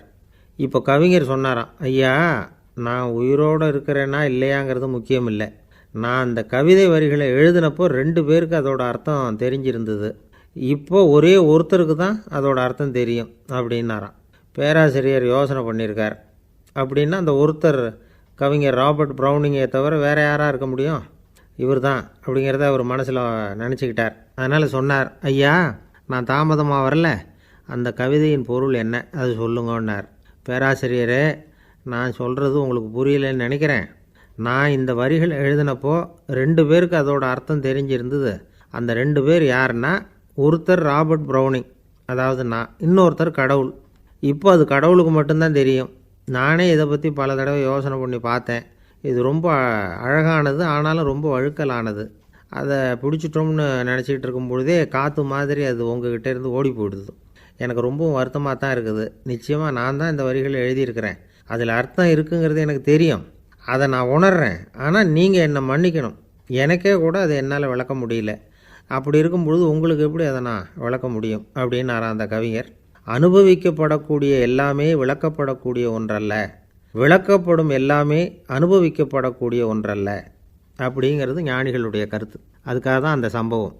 வாழ்க்கையில் நீங்கள் தொடர்ந்து ஆய்வு செய்து கொண்டே இருக்கக்கூடிய விளக்கங்களை ஒருபோதும் அடைய முடியாத பரிமாணங்கள் இருக்கிறதுனால தான் அது அலுப்பு தட்டாமல் இருக்குது. உங்களால் நிறைய அனுபவிக்க முடியும். இருந்தாலும் நீங்கள் அனுபவித்து அறிந்த விஷயங்கள் கூட வார்த்தைகளால் விளக்கப்பட முடிவதில்லை அப்படிங்கிறது பெரியோர் சிந்தனை. இதெல்லாம் ஒரு பக்கம் இருக்கட்டும். நமக்கு தெரிஞ்ச பேராசிரியர் ஒருத்தர் 1 மணி நேரம் ரொம்ப விவரமாக வகுப்பு எடுத்தார். கடைசியாக சொன்னார், மாணவர்களே, ரொம்பவும் எளிமையாக விளக்கமாக எல்லா விவரமும் சொல்லியிருக்கிறேன். அதனால் இதில் உங்களுக்கு சந்தேகம் வர்றதுக்கு வாய்ப்பே இல்லை. இருந்தாலும் கேட்க வேண்டிய கடமை கேட்குறேன். இது வரைக்கும் நடத்தினதில் யாருக்காவது ஏதாவது சந்தேகம் உண்டா அப்படின்னு கேட்டாராம். எனக்கு ஒரே ஒரு சந்தேகம்தான் சார் அப்படின்னு எழுந்திரிச்சு நிற்கிறான் ஒருத்தன். என்னன்னு கேட்டாராம். இது வரைக்கும் நீங்கள் என்ன பாடம் சார் நடத்துனீங்க அப்படின்னானா அவன். இந்த உலகமே ஒரு நாடக மேடை, நாம் எல்லாரும் நடிகர்கள். இது ஞானிகள் சொல்கிறது. இது ஒரு பக்கம் இருக்கட்டும். இந்த உலகத்துக்குள்ளே எத்தனையோ நாடக மேடைகள், எத்தனையோ நடிகர்கள், எத்தனையோ நாடகங்கள். இதெல்லாம் எப்படி ஆரம்பமாச்சு? அதுதான் இன்றைக்கி தகவல். அதாவது ஆதி மனிதன் பேச ஆரம்பிக்கிறதுக்கு முன்னாடி சைகையாலேயே எல்லாத்தையும் சொல்லிகிட்டு இருந்தான். அதனால் அப்போவே நடிப்பு ஆரம்பமாயிட்டுது. முதல்ல ஒரு வேட்டையைத்தான் அவன் நடித்து காட்டியிருப்பான். இவன் எப்படி போனான், எதிரில் மிருகம் எப்படி வந்தது, அதோடு எப்படி சண்டை போட்டான், எப்படி அடித்து கொண்டுகிட்டு வந்தான், இதை அப்படியே மற்றவங்களுக்கு நடித்து காட்டியிருப்பான். ஏன்னா மொழி கிடையாது. இந்த காலத்துலலாம் நாடகங்களில் நடிக்கிறவங்கள நடிகர்கள்ங்கிறோம். ஒரு காலத்தில் இவங்களுக்கு என்ன பேர் தெரியுமா? திஸ்பியர்கள் அப்படின்னு பேரான். இதுக்கு காரணம் உண்டு. அதாவது 2000 வருஷத்துக்கு முன்னாடி கிரீஸ் நாட்டில் திசிபியஸ் அப்படின்னு ஒரு ஆள் இருந்தான். அவன் ஒரு பெரிய நாடக கலைஞன். அவன் சில இளைஞர்களை சேர்த்துக்கிட்டான், பயிற்சி கொடுத்தான், நாடக குழுவை உருவாக்கினான். நடிகர்களையும் நாடகத்துக்கு தேவையான பொருள்களையும் ஏற்றிக்கிட்டு போகிறதுக்கு ஒரு வண்டியையும் தயார் பண்ணான். அந்த வண்டியிலேயே அவன் கிரேக்க நாடு பூராவும் சுற்றினான். ஊர் ஊராக நாடகம் போட்டான். ஒரு ஊருக்கு போனதும் அங்கே நாடகம் நடத்த தியேட்டர் இருக்கா அப்படிங்கன்னெல்லாம் பார்க்குறதில்ல அவன். ஏன்னா அப்போலாம் தியேட்டர்னால் என்னென்ன தெரியாது. நாடகம்னா அதை ஒரு மூடிய கொட்டைக்குள்ளே தான் நடத்தணுங்கிறது அப்போ யாருக்குமே தோணலை. இந்த வண்டி போகும், அதுவே ஒரு பகுதி அப்படியே ஒரு மேடை மாதிரி விரிச்சிக்கும். அதில் ஏறி நின்றுக்கிட்டு நாடகத்தை நடித்து காட்டுவாங்களாம். மக்கள்லாம் எதிரில் தரையில் உட்காந்து அதை பார்த்துக்கிட்டு இருக்கிறது. உலகத்தின் முதல் நடமாடும் தியேட்டர் இது தானே. இந்த திசிபியஸ் தான் முதலாக உலகத்தில் நாடகங்கிற பொழுதுபோக்கை நடத்தி காட்டினவன் அப்படின்னு சொல்கிறாங்க. அவன் சொந்தமாக நாடகம் எழுதுனான், நடித்தான், நாடகத்தை இயக்கினான். அதனால தான் அவனை first man of the theatre அப்படின்னு சொல்லுவாங்க. அவன் தான் நாடக மேடையின் முன்னோடி. கிரேக்கர் காலத்திலேயே நாடக ஆசிரியர்கள், நடிகர்கள், ரசிகர்கள் இவங்கள்லாம் உருவாயிட்டாங்களாம். நாடகத்தின் சரித்திரத்தில் இந்த 3 பிரிவும் ரொம்ப முக்கியம். அதாவது கிரேக்க தியேட்டர்கள்லாம் திறந்த வெளி மேடைகள் தான். பெரும்பாலும் மலைச்சரிவுகள், அதுவே படிப்படியாக பண்ணியிருப்பாங்க. கீழே அரைவட்ட வடிவில் மேடை, அதுக்கு ஆர்கெஸ்ட்ரான்னு பேர். பிற்காலத்தில் இதில் உட்காந்து இசைக்குழுவினர் வாய்ச்சதுனால இசைக்குழுவுக்கே ஆர்கெஸ்ட்ராங்கிற பேர் வந்துட்டுது. இப்போது கிரேக்க தியேட்டர்களில் ஒன்று, அதோட காலம் கிமு 340. அதை இன்னமும் பாதுகாத்து வச்சுருக்கிறாங்களாம். எபிடாரஸ் அப்படிங்கிற இடத்துல அது இருக்குதான். இன்னமும் அந்த தியேட்டரை பயன்படுத்திக்கிட்டு வர்றாங்களாம். சிறந்த கிரேக்க நாடகங்கள்லாம் அங்கே நடிக்கிறாங்களாம். ஆரம்ப காலத்திலேயே கட்டணம் கிடையாது. அப்புறம் பின்னாடி தான் நுழைவு கட்டணம்லாம் அப்படியே வந்துட்டு தான். நடிகர்கள் பளபளப்பான ஆடைகள் உடுத்தியிருப்பாங்களாம். இந்த குதிகால் உயர்ந்த காலணிகள் போட்டிருப்பாங்களாம். இதெல்லாம் பழைய குறிப்புகள். பலவிதமான உருவங்களில் மாஸ்க் அப்படின்னு சொல்லப்படுற முகமூடி. அதனால் ஒரே நடிகர் பல வேடங்களில் நடிக்கிறது உண்டான். ஆரம்பத்தில் பெண் நடிகர்கள் கிடையாது, எல்லாம் ஆண் நடிகர்கள் தான். ரோமானியர்கள் தான் முதல் நிரந்தர நாடக மேடையை கட்டினவங்க. அதுதான் முதல் தியேட்டர். கிமு 1048 காலகட்டத்தில் பாம்பிங்கிற நகரத்தில் அதை கட்டியிருக்கிறாங்களாம். கிரேக்க ரோமானிய தியேட்டர்களின் அடிப்படையிலேயே இந்த இத்தாலிய வடிவமைப்பாளர்கள் இந்த குதிரை லாட வடிவில் ஒரு ஆடிட்டோரியத்தை உருவாக்கினாங்களாம். இப்படி அதை பற்றி நிறைய தகவல் இருக்குது. 1576 லண்டனில் இந்த வின்ஸ்பர்ரி, அப்புறம் இந்த பில்ட்ஸில், அப்புறம் ஜேம்ஸ் இப்படிங்கிறவர் முயற்சியால் தான் இங்கிலாந்தில் முதல் தியேட்டர் உருவாச்சான். அப்படி ஒருத்தர் இருந்தாராம். உலக நாடக மேடையின் வரலாறு இதுதான். அதாவது இப்போல்லாம் அறிவியல் வளர்ச்சி அதிகமாகிட்டுது. திரைப்படம், தொலைக்காட்சி எல்லாம் வந்தாச்சு. ஒவ்வொரு வீடுமே ஒரு குட்டி தியேட்டர் மாதிரி ஆகிட்டுது. தொலைக்காட்சி முன்னாடி உட்காந்தா எழுந்திரிக்கவே மனசு வர்றதில்லை. ஒரு அம்மா ஒரு மனோதத்துவ டாக்டரை தேடிட்டு வந்தாங்களாம் இந்த காலத்தில். டாக்டர், எங்கள் வீட்டுக்காரர் எப்போ பார்த்தாலும் டிவி முன்னாடி உட்காந்துக்கிட்டு அதையே வெறிச்சு பார்த்துக்கிட்டு இருக்கிறார், உத்து பார்த்துக்கிட்டு இருக்கார், எனக்கு சந்தேகமாக இருக்குன்னாங்களாம். இது மனக்கோளாறு இல்லைங்க, ஆர்வக்கோளாறு, அவ்வளவுதான், இதுக்காக பயப்படாதீங்கன்னாரான் டாக்டர். அப்படி இல்லை டாக்டர், டிவி ஓடும் பொழுது நாம் எல்லாம் அதை பார்க்குறோம் சரி, ஆனால் அவர் அப்படி இல்லை, டிவியை நிறுத்தினதுக்கு அப்புறமும் அதையே உத்து பார்த்துக்கிட்டு உட்காந்துருக்கிறார், அதனால தான் சந்தேகப்பட்டு உங்ககிட்ட வந்தேன் அப்படின்னாங்களாம். ஒருத்தர் ரொம்ப அவசரமாக போய்கிட்டு இருந்தார். எங்கே சார் போகிறீங்கன்னு கேட்டோம். எனக்கு வேண்டியப்பட்ட ஒருத்தருக்கு குழந்தை பிறந்திருக்கிறதாக செய்தி வந்திருக்கு, அதுதான் ஆஸ்பத்திரிக்கு போயிட்டுருக்கேன், பார்த்துட்டு வரலாம்னு அப்படின்னார். அப்படின்னா கொஞ்சம் இப்படி உட்காருங்க அப்படின்னோம். சில விவரமெல்லாம் சொல்கிறேன், கேட்டுக்கிட்டு போங்க அப்படின்னோம். உட்காந்தார். அப்புறம் சொல்ல ஆரம்பித்தோம். புதுசாக பிறந்திருக்கிற ஒரு குழந்தைய பார்க்க போகிறதுன்னா அது சாதாரண விஷயம் இல்லை. அதில் ரொம்பவும் கவனமாக நடந்துக்கணும். புது குழந்தைக்கு நோய் சுலபமாக தொற்றும். முக்கியமாக காற்று மூலமாக பரவுகிற நோய்கள் சுலபமாக வந்துடும். அதனால் நமக்கு உடம்பு சரியில்லைன்னா குழந்தைய விட்டு கொஞ்சம் தள்ளியே இருக்கிறது தான் நல்லது. பெரியவங்களை பொறுத்த வரைக்கும் சாதாரணமாக உள்ள ஒரு கிருமி கூட குழந்தையை பொறுத்த வரைக்கும் ரொம்ப மோசமான ஒரு கிருமியாக இருக்கும். சில வெளிநாடுகளில் எப்படி தெரியுமா, பிறந்த குழந்தை தூங்கிக்கிட்டு இருக்கிற ஒரு ரூமுக்கு போகணும்னா போகிறவங்க முகமூடி போட்டுக்கணும், காலணிகளை மாற்றிக்கணும், அவ்வளவு சுத்தமாக உள்ளே போய் பார்த்துட்டு வரணும். பொதுவாக சில ஆஸ்பத்திரிகளில் பார்த்திங்கன்னா பார்வையாளர்கள் நேரத்தில் விசிட்டிங் ஹவர்ஸ் தாயை விட்டு குழந்தைய தனியாக பிரித்து வச்சுருவாங்க. எதுக்குன்னு நினைக்கிறீங்க? அந்த நேரம் பல பேர் வருவாங்க போவாங்க, அவங்க கை கால் சுத்தமாக இருக்காது. சுத்தம் இல்லாத கைகள் மூலமாக கிருமிகள் பரவும். சுத்தம் இல்லாத கைன்னா மண் தூசி படிஞ்சிருக்கிற கை மட்டும் தான் அர்த்தம் இல்லை. சாலையில் கையை வீசிக்கிட்டு நடந்து வர்றீங்க, குழந்தைய பொறுத்த வரைக்கும் அது கூட சுத்தம் இல்லாத கை தான். தாயை தவிர மற்றவங்க குழந்தைய தூக்காமல் பார்த்துக்கிறது நல்லது. தாய் கூட அளவோடு கொஞ்சிறதோடு நிறுத்திக்கணும். புதுசாக ஒரு குழந்தைய பெற்றுருக்கிற பொண்ணுக்கிட்ட மற்ற தாய்மார்கள் ஏதாவது சொல்லிக்கிட்டே இருப்பாங்க. குழந்தைய அப்படி வளர்க்கணும், இப்படி வளர்க்கணும் அப்படின்னு ஏதாவது அட்வைஸ் பண்ணிக்கிட்டே இருப்பாங்க. இப்படி ஓவராக அறிவுரை பண்ணுறது அந்த பொண்ணை குழப்பி விட்டுரும். அதனால் அப்படிலாம் பண்ணக்கூடாது. அந்த பெண்ணே ஏதாவது கேட்டால் கூட டாக்டர் சொல்ல வேண்டிய விவரங்களையெல்லாம் நாமே சொல்லிகிட்டு இருக்கக்கூடாது. புதுசாக பிறந்திருக்கிற குழந்தைய மட்டும்தான் இப்படி பார்க்கணும்னு இல்லை. ஒரு நோயாளி குழந்தைய பார்க்க போகிறதுனா கூட ரொம்ப எச்சரிக்கையாக தான் நடந்துக்கணும். ஒரு தின்பண்டமோ விளையாட்டு சாமானோ அந்த குழந்தைக்கு நாம் வாங்கிட்டு போகிறதா வச்சுக்குவோம். அதை நேராக கொண்டுகிட்டு போய் அந்த குழந்தைகிட்டே கொடுக்கக்கூடாது. அதோட அப்பா அம்மாக்கிட்ட ரகசியமாக கொடுக்கலாம். அவங்க முடிவு பண்ணிட்டோம் குழந்தைகிட்ட அதை கொடுக்கலாமா வேண்டாமாங்கிறத. அவங்களுக்கு தான் தெரியும் அதோட மனசும் உடம்பும். உங்கள் அக்கறையை காட்டுறதா நினச்சிக்கிட்டு குழந்தை வாயில் எதையும் கொண்டுட்டு போய் போடாதீங்க. போகிறப்போ உங்கள் வீட்டு குழந்தையும் அழைச்சிட்டு போகாதீங்க. இது நோயை வாங்கிட்டு வந்துடும், அல்லது புதுசாக ஒரு நோயை அதுக்கிட்ட கொடுத்துட்டு வந்துடும். என்னதான் உங்களுக்கு பழக்கமான குழந்தையாக இருந்தால் கூட அதுக்கு விருப்பம் இல்லைன்னா பேசக்கூடாது.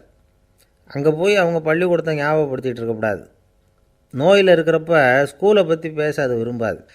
ஆஸ்பத்திரியை விட்டு வெளியில் புறப்படுறப்போ குழந்தைகிட்ட சொல்லணும்னு அவசியம் இல்லை. அதோட அப்பா அம்மா கிட்ட சொல்லிவிட்டு புறப்பட்டா போதும். குழந்தை கோபிச்சிக்காது. சமூக சம்பிரதாயத்தை பற்றி அது கவலைப்படுறதில்ல. இப்படி எல்லா விவரமும் நம்ம எதிரில் உட்காந்துருந்தவங்ககிட்ட சொல்லி முடித்தோம். ரொம்ப நன்றி சார் அப்படின்னு சொல்லிவிட்டு அவர் புறப்பட்டார். குழந்தைங்க கொஞ்சம் வளர்கிற வரைக்கும் தான் நாம் எச்சரிக்கையாக இருக்கணும்னு இல்லை, வளர்ந்த பிறகு இன்னும் எச்சரிக்கையாக இருக்கணும். ஒரு பையன் பள்ளிக்கூடத்துலேருந்து திரும்பி வீட்டுக்கு வந்தான். முகம் பூரா நகத்தால் கீறி இருந்தது. அப்பா பார்த்து பயந்துட்டார். யாருடா உன்னை இப்படி பண்ணது அப்படின்னார்.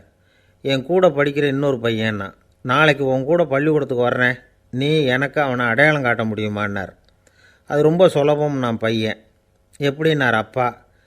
அவன் காதில் ஒன்றை கையோடு எடுத்துகிட்டு வந்திருக்கிறேன், இதோ என் பையில் தான் வச்சுருக்கேன் அப்படிங்கிறான் அந்த பையன். இந்த உலகத்தில் எவ்வளவோ உயிரினங்கள் இருக்குது. ஒவ்வொன்றும் ஒவ்வொரு விதமாக சண்டை போடுது. இப்போ 2 மாடு சண்டை போட்டுக்குதுன்னு வச்சுக்கோங்க, என்ன பண்ணும்? 2 முட்டிக்கும். அதுக்கு சண்டை போடுறதுக்கு ஆயுதமாக உபயோகப்படுறது அதோட கொம்பு. 2 சேவல் சண்டை போட்டுக்குதுன்னு வச்சுக்கோங்க, அதுக்கு ஆயுதமாக உபயோகப்படுறது அதோட கால் நகம். காலால் தான் அது ஒன்றோட ஒன்று சண்டை போட்டுக்கும்.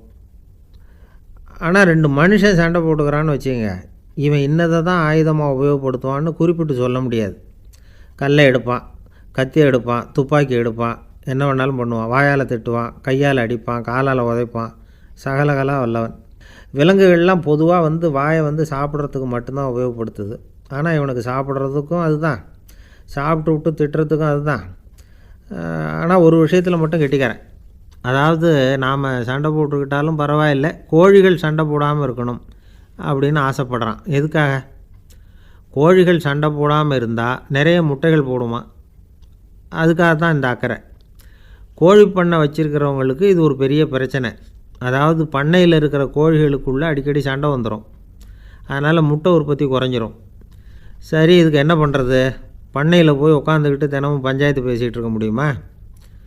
அமெரிக்காவில் கோழி பண்ணை வச்சுருக்கிற ஒருத்தர் இதை பற்றி யோசனை பண்ணி பார்த்தாராம்.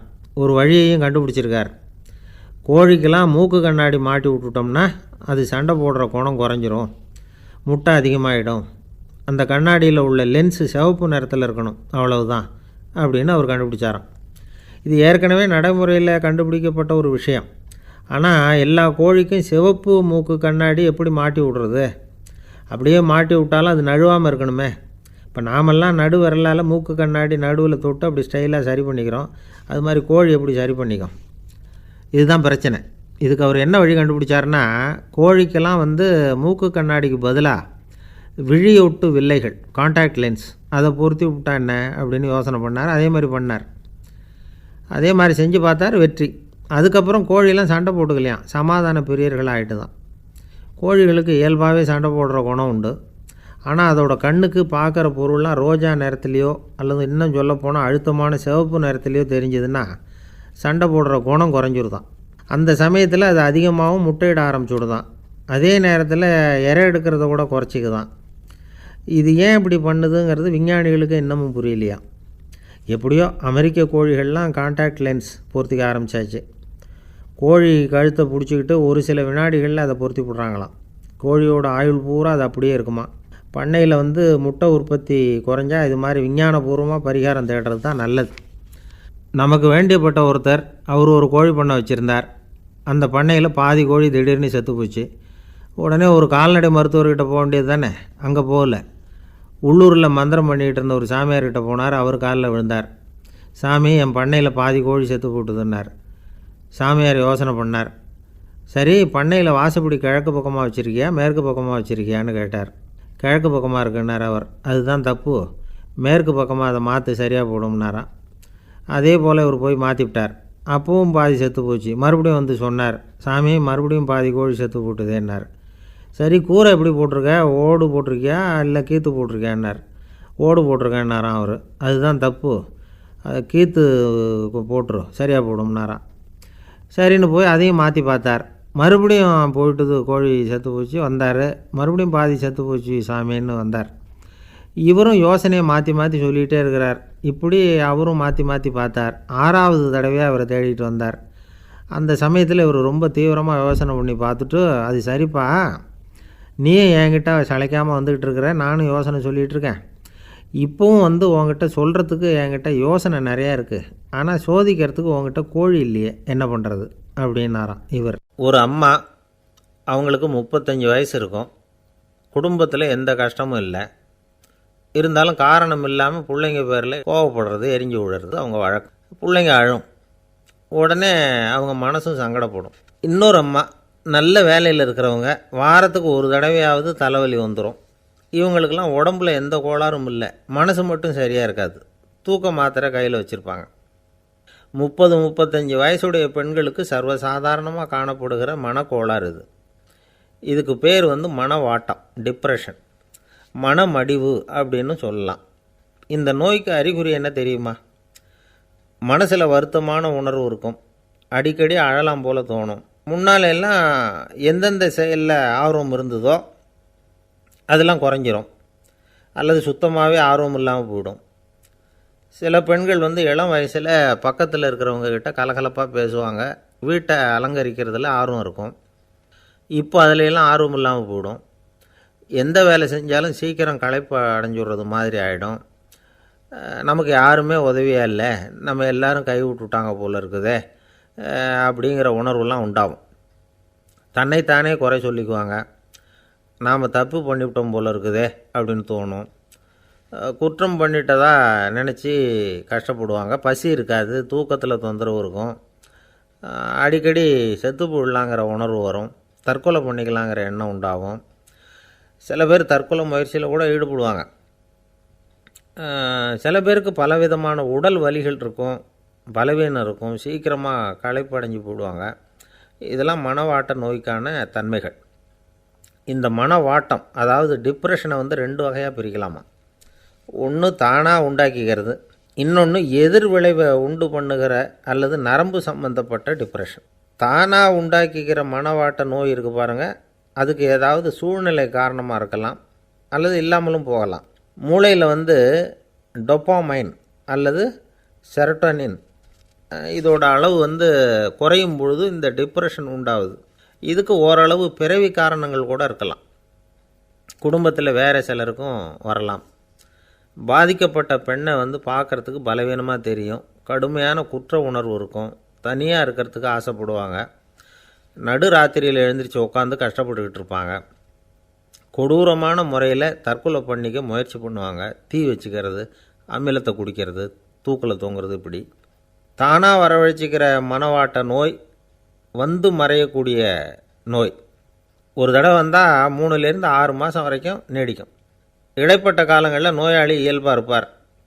எதிர் விளைவை உண்டு பண்ணுகிற அல்லது நரம்பு சம்பந்தப்பட்ட மனவாட்ட நோய் எப்படின்னா, கணவன் மனைவி, மாமியார் மருமகள், இப்படிப்பட்ட உறவு முறை பிரச்சனைகள், தோல்விகள், எரிச்சல்கள், ஆஃபீஸு பிரச்சனை, இப்படிப்பட்ட சூழ்நிலையால் உண்டாகிறது.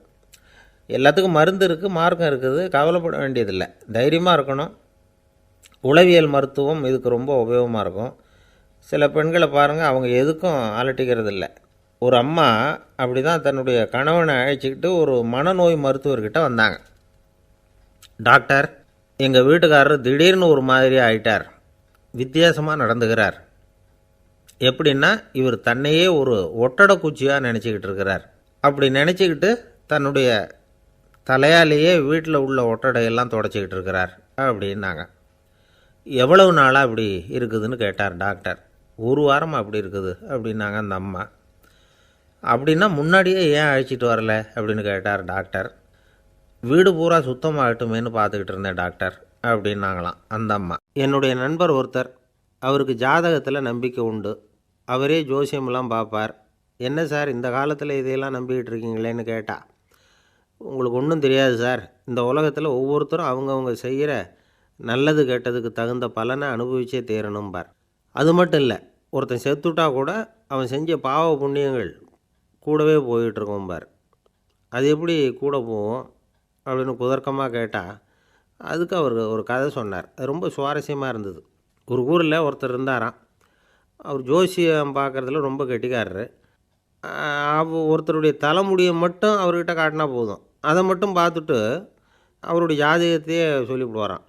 அப்பேற்பட்ட திறமை. அந்த ஆள் ஒரு சமயம் கன்னியாகுமரி கடற்கரைக்கு போயிருந்திருக்கிறார்.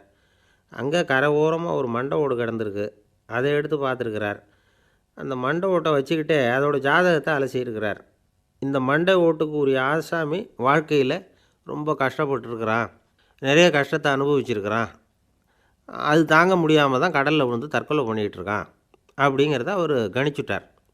இருந்தாலும் இந்த மண்டை ஓடு இன்னமும் அனுபவிக்க வேண்டியது பாக்கி இருக்குது அப்படிங்கிறதையும் அவர் உணர்றார். அது சரி, ஒருத்தன் உயிரோடு இருக்கிற வரைக்கும் தானே நல்லது கெட்டதை அனுபவிக்க முடியும். செத்ததுக்கு அப்புறமும் பாக்கி இருக்குன்னா அதை எப்படி அனுபவிக்கிறது? இந்த மண்டை ஓட்டுக்கு இன்னும் கொஞ்சம் பாக்கி இருக்குது அப்படிங்கிறது அவருக்கு புரிஞ்சதே தவிர அதோட அர்த்தம் என்னங்கிறது அவருக்கு சரியாக விளங்கலை. சரி, இதை இன்னும் கொஞ்சம் விவரமாக ஆராய்ச்சி பண்ணி பார்ப்போம் அப்படின்னு நினச்சிக்கிட்டு அதை தன்னுடைய வீட்டுக்கு எடுத்துகிட்டு போயிட்டார். அந்த மண்டை ஓட்டை ஒரு பொட்டியில் வச்சு பூட்டினார். தன்னுடைய தனி அறையில் அதை பத்திரமா வச்சுக்கிட்டார். தினமும் ராத்திரி ஆனதும் தன்னுடைய மனைவியை பார்த்து, நீ போய் பூஜை அறையில் தனியாக படுத்துக்கோ அப்படின்னு சொல்லிவிட்டு இவர் தினம் ராத்திரி 12 மணிக்கு பொட்டியை திறந்து அதை பார்ப்பார். மண்டை ஓடு அப்படியே இருந்ததே தவிர இன்னும் கொஞ்சம் பாக்கி இருக்குங்கிறதுக்கு அர்த்தம் அவருக்கு விளங்கலை. அந்த மண்டை ஓட்டுக்கு இன்னும் என்ன பாக்கி இருக்க போகுது? இப்படியே ஒரு 10 நாள் போச்சு. அந்த வீட்டம்மாவுக்கு சந்தேகம் வந்துட்டுது. நம்ம வீட்டுக்காரர் நம்மளை தனியாக ஏன் தூங்க சொல்கிறார் அப்படிங்கிற சந்தேகம். உடனே பக்கத்து வீட்டு அம்மாக்கிட்ட விஷயத்தை சொல்லியிருக்கிறாங்க. அந்த அம்மா உடனே, நீ கவலைப்படாத, நான் கண்டுபிடிச்சி சொல்கிறேன்னு சொல்லிவிட்டாங்களாம். அன்றைக்கி ராத்திரியே ஜன்னல் வழியாக எட்டி பார்த்துருக்குறாங்க. இந்த ஆள் மண்டை ஓட்டை கையில் வச்சுக்கிட்டு அதை திருப்பி திருப்பி அப்படியும் இப்படியும் பார்த்துக்கிட்டு இருந்தது தெரிஞ்சுட்டுது. மறுநாள் காலையில் அவரோட மனைவியை பார்த்தாங்க. ஏம்மா, உன் வீட்டுக்காரருக்கு நீ முதல் மனைவியா 2வது மனைவியா அப்படின்னு கேட்டாங்க. எனக்கு தெரிஞ்ச வரைக்கும் நான் ஒருத்தி தான் அவருடைய மனைவின்னாங்க. அப்படி இல்லை, நீ அவருக்கு 2வது மனைவி. முதல் மனைவியின் மண்டை ஓடு தான் அவர் கையில் இருக்குப்போ, அதை தான் அவர் தினமும் ராத்திரியில் எடுத்து பார்த்துக்கிட்டு இருக்கிறாரு அப்படின்னு விட்டாங்க அந்த அடுத்த வீட்டம்மா. அப்படியா விஷயம்னு சொல்லிவிட்டு கணவன் வீட்டில் இல்லாத நேரமாக பார்த்து அந்த மண்டை ஓட்டை எடுத்து கொண்டாந்து ஒரு உரலில் போட்டு உலக்கையால் குத்தி நொறுக்க ஆரம்பிச்சுட்டுது அந்த அம்மா. வெளியே போயிருந்த அந்த ஆள் அப்போ தான் உள்ளே நுழைஞ்சார். மண்டை ஓடு உலக்கைக்கிட்ட குத்து வாங்கிட்டு இருக்கு. அது அனுபவிக்க வேண்டியது இன்னும் கொஞ்சம் பாக்கி இருக்குது அப்படிங்கிறதுக்கான அர்த்தம் எனக்கு இப்போ தான் புரிஞ்சுதுன்னாராம் அவர். இந்த கதையிலேருந்து நாம் இன்னொரு நீதியையும் புரிஞ்சுக்கணும். அதாவது நம்ம வீட்டை பற்றி நமக்கு தெரியாததெல்லாம் அடுத்த வீட்டுக்காரங்களுக்கு நல்லா தெரியும். ஒரு தீக்குச்சி தீப்பெட்டியை பார்த்து கேட்டுதான், நாம் 2 பேரும் தானே உரசிக்கிறோம், ஆனால் நான் மட்டும் தீப்பிடிச்சி எரிஞ்சு போகிறேன், நீ அப்படியே இருக்கிறியே அப்படின்னு தான். அதுக்கு தீப்பெட்டி சொல்லியிருக்குது, உனக்கு தலையில் கணம் இருக்குது அதனால் அழிஞ்சு போகிற அப்படின்னு தான். எப்படி இருக்குது பாருங்கள் இந்த பதில். தலையில் கணம் உள்ளவங்க யாருமே சரியாக இருக்க முடியாது. எவ்வளவு பெரியவங்களாக இருந்தாலும் சரி, ரொம்ப கஷ்டம்தான் அது. கர்வம்ங்கிறது கூடவே கூடாது. இதை விளக்கிறதுக்கு மகான் ஒருத்தர் ஒரு சம்பவத்தை சொல்கிறார். அர்ஜுனன் தீர்த்த யாத்திரை பண்ணானா. அப்போது தென்னிந்தியாவுக்கு வந்திருக்கிறான். ராமேஸ்வரத்துக்கு போனப்போ அங்கே இலங்கைக்கு கல்லுலாம் அடுக்கி போடப்பட்டிருந்த பாலத்தை பார்த்தானா. ஒரு சின்ன குரங்கு அதுக்கு பக்கத்தில் விளையாடிக்கிட்டு இருந்திருக்கு. அதை பார்த்துட்டு அர்ஜுனன் சிரிச்சிருக்கான். ஏன் சிரிக்கிறேன்னு கேட்டிருக்கு அந்த குரங்கு. ராமன் மிகச்சிறந்த வில் வீரன். அப்படி இருக்கிறப்போ அவன் இலங்கைக்கு அம்புகளாலேயே ஒரு பாலம் கட்டியிருக்கலாம். அதை விட்டுட்டு போயும் உன்ன மாதிரி குரங்குகளை துணையாக வச்சுக்கிட்டு இப்படி ஒரு கருங்கல் பாலத்தை கட்டியிருக்கிறானே அப்படின்னானா. அம்புகளால் பாலம் கட்ட முடியுமா அப்படின்னு கேட்டுதான் குரங்கு. ஏன் முடியாது, என்னால் முடியுமேன்னு இருக்கான் அர்ஜுனன். அம்பால் பாலம் கட்டலாம், இருந்தாலும் என்ன மாதிரி குரங்குகள் ஏறி நடந்தால் அது தாங்குமா? அதனால தான் ராமர் கருங்கல் பாலமே கட்டினார் அப்படின்றது குரங்கு சொல்லிச்சான். அப்படியே சொல்கிற, நான் வேணும்னா இப்போ அம்புகளாலேயே ஒரு பாலத்தை கட்டுறேன், நீ அது மேலே ஏறி நடந்து பார். பாலம் விழுந்துட்டுதுன்னா நான் தீ மூட்டி அதில் குதித்து உயிர் தியாகம் பண்ணி விட்றேன் அப்படின்னு நான் ரொம்ப கோபமாக. உடனே அந்த சின்ன குரங்கு பெரிய உருவம் எடுத்துட்டு தான் கையில் கதையோடு அர்ஜுனன் முன்னாடி நிற்கிறான் அனுமன். பார்த்தா, என்னுடைய தலைவர் ராமரையா இழிவாக பேசுகிற, நீ இப்போ பாலம் கட்டு, நான் என்னுடைய பலத்தை காட்டுறேன் அப்படின்னா அனுமன். அர்ஜுனன் தன்னுடைய காண்டிபத்தை எடுக்கிறான், சரமாரியாக அம்புகளை விடுறான். அதெல்லாம் ஒன்றோட ஒன்று கோத்துக்கிட்டு அப்படியே பாலம் மாதிரி நிற்கிது. அர்ஜுனன் தலை நிமிர்ந்து நின்னான். அனுமன் உயர கிளம்பி அங்கேருந்து பாலத்தில் பொத்துன்னு இறங்கினான். பாலம் அப்படியே நொறுங்கி போச்சு தூள் தூளாக. என்ன அர்ஜுனா, இப்போ என்ன செய்ய போகிற அப்படின்னா ஏளனமா. அர்ஜுனன் தலையை தொங்க போட்டுக்கிட்டான். சொன்னபடி தீ மூட்டி அதில் குதிக்கிறதுக்காக 3 தடவை சுற்றி வந்தான். அப்போது கிருஷ்ணர் அங்கே வந்தார். என்ன அர்ஜுனா, என்ன நடக்குது, என்ன இது அப்படின்னு ஒன்றும் தெரியாத மாதிரி கேட்டார். அர்ஜுனன் வாயை திறக்கிறதுக்கு முன்னாடி அனுமன் வாயை திறந்தான், நடந்ததை சொன்னான். அர்ஜுனன் சவால் விட்டபடி உயிர் திறந்தே ஆகணும்னு அனுமன். கிருஷ்ணர் யோசனை பண்ணார். நல்லது, இந்த சவால் விட்டதுக்கும் நடந்ததுக்கும் யார் சாட்சி? பெரியவர் ஒருத்தரை சாட்சியாக வச்சுக்கிட்டல்லவா நீங்கள் இந்த போட்டியை நடத்தியிருக்கணும் அப்படின்னார். அதனால் என்ன, இப்போ மறுபடியும் அந்த போட்டியை நடத்திவிட்டா போச்சு, என்னால் அந்த அம்பு பாலத்தை நொறுக்க முடியாதா அப்படின்னு அனுமன். சரி, இப்போ மறுபடியும் அது நடக்கட்டும்னார் கிருஷ்ணர். அர்ஜுனன் அம்பு பாலம் அமைச்சான். அனுமன் ஏறி குதிச்சான். பாலம் அசைஞ்சு கொடுக்கவே இல்லை, அவ்வளோ உறுதியாக இருக்குது. இப்போ அனுமன் தலையை குனிஞ்சிக்கிட்டான். அர்ஜுனன் நன்றியோடு நிமிர்ந்து பார்த்தான். கிருஷ்ணருடைய தோள்கள்லேயும் முதுகள்லேயும் ரத்தம்.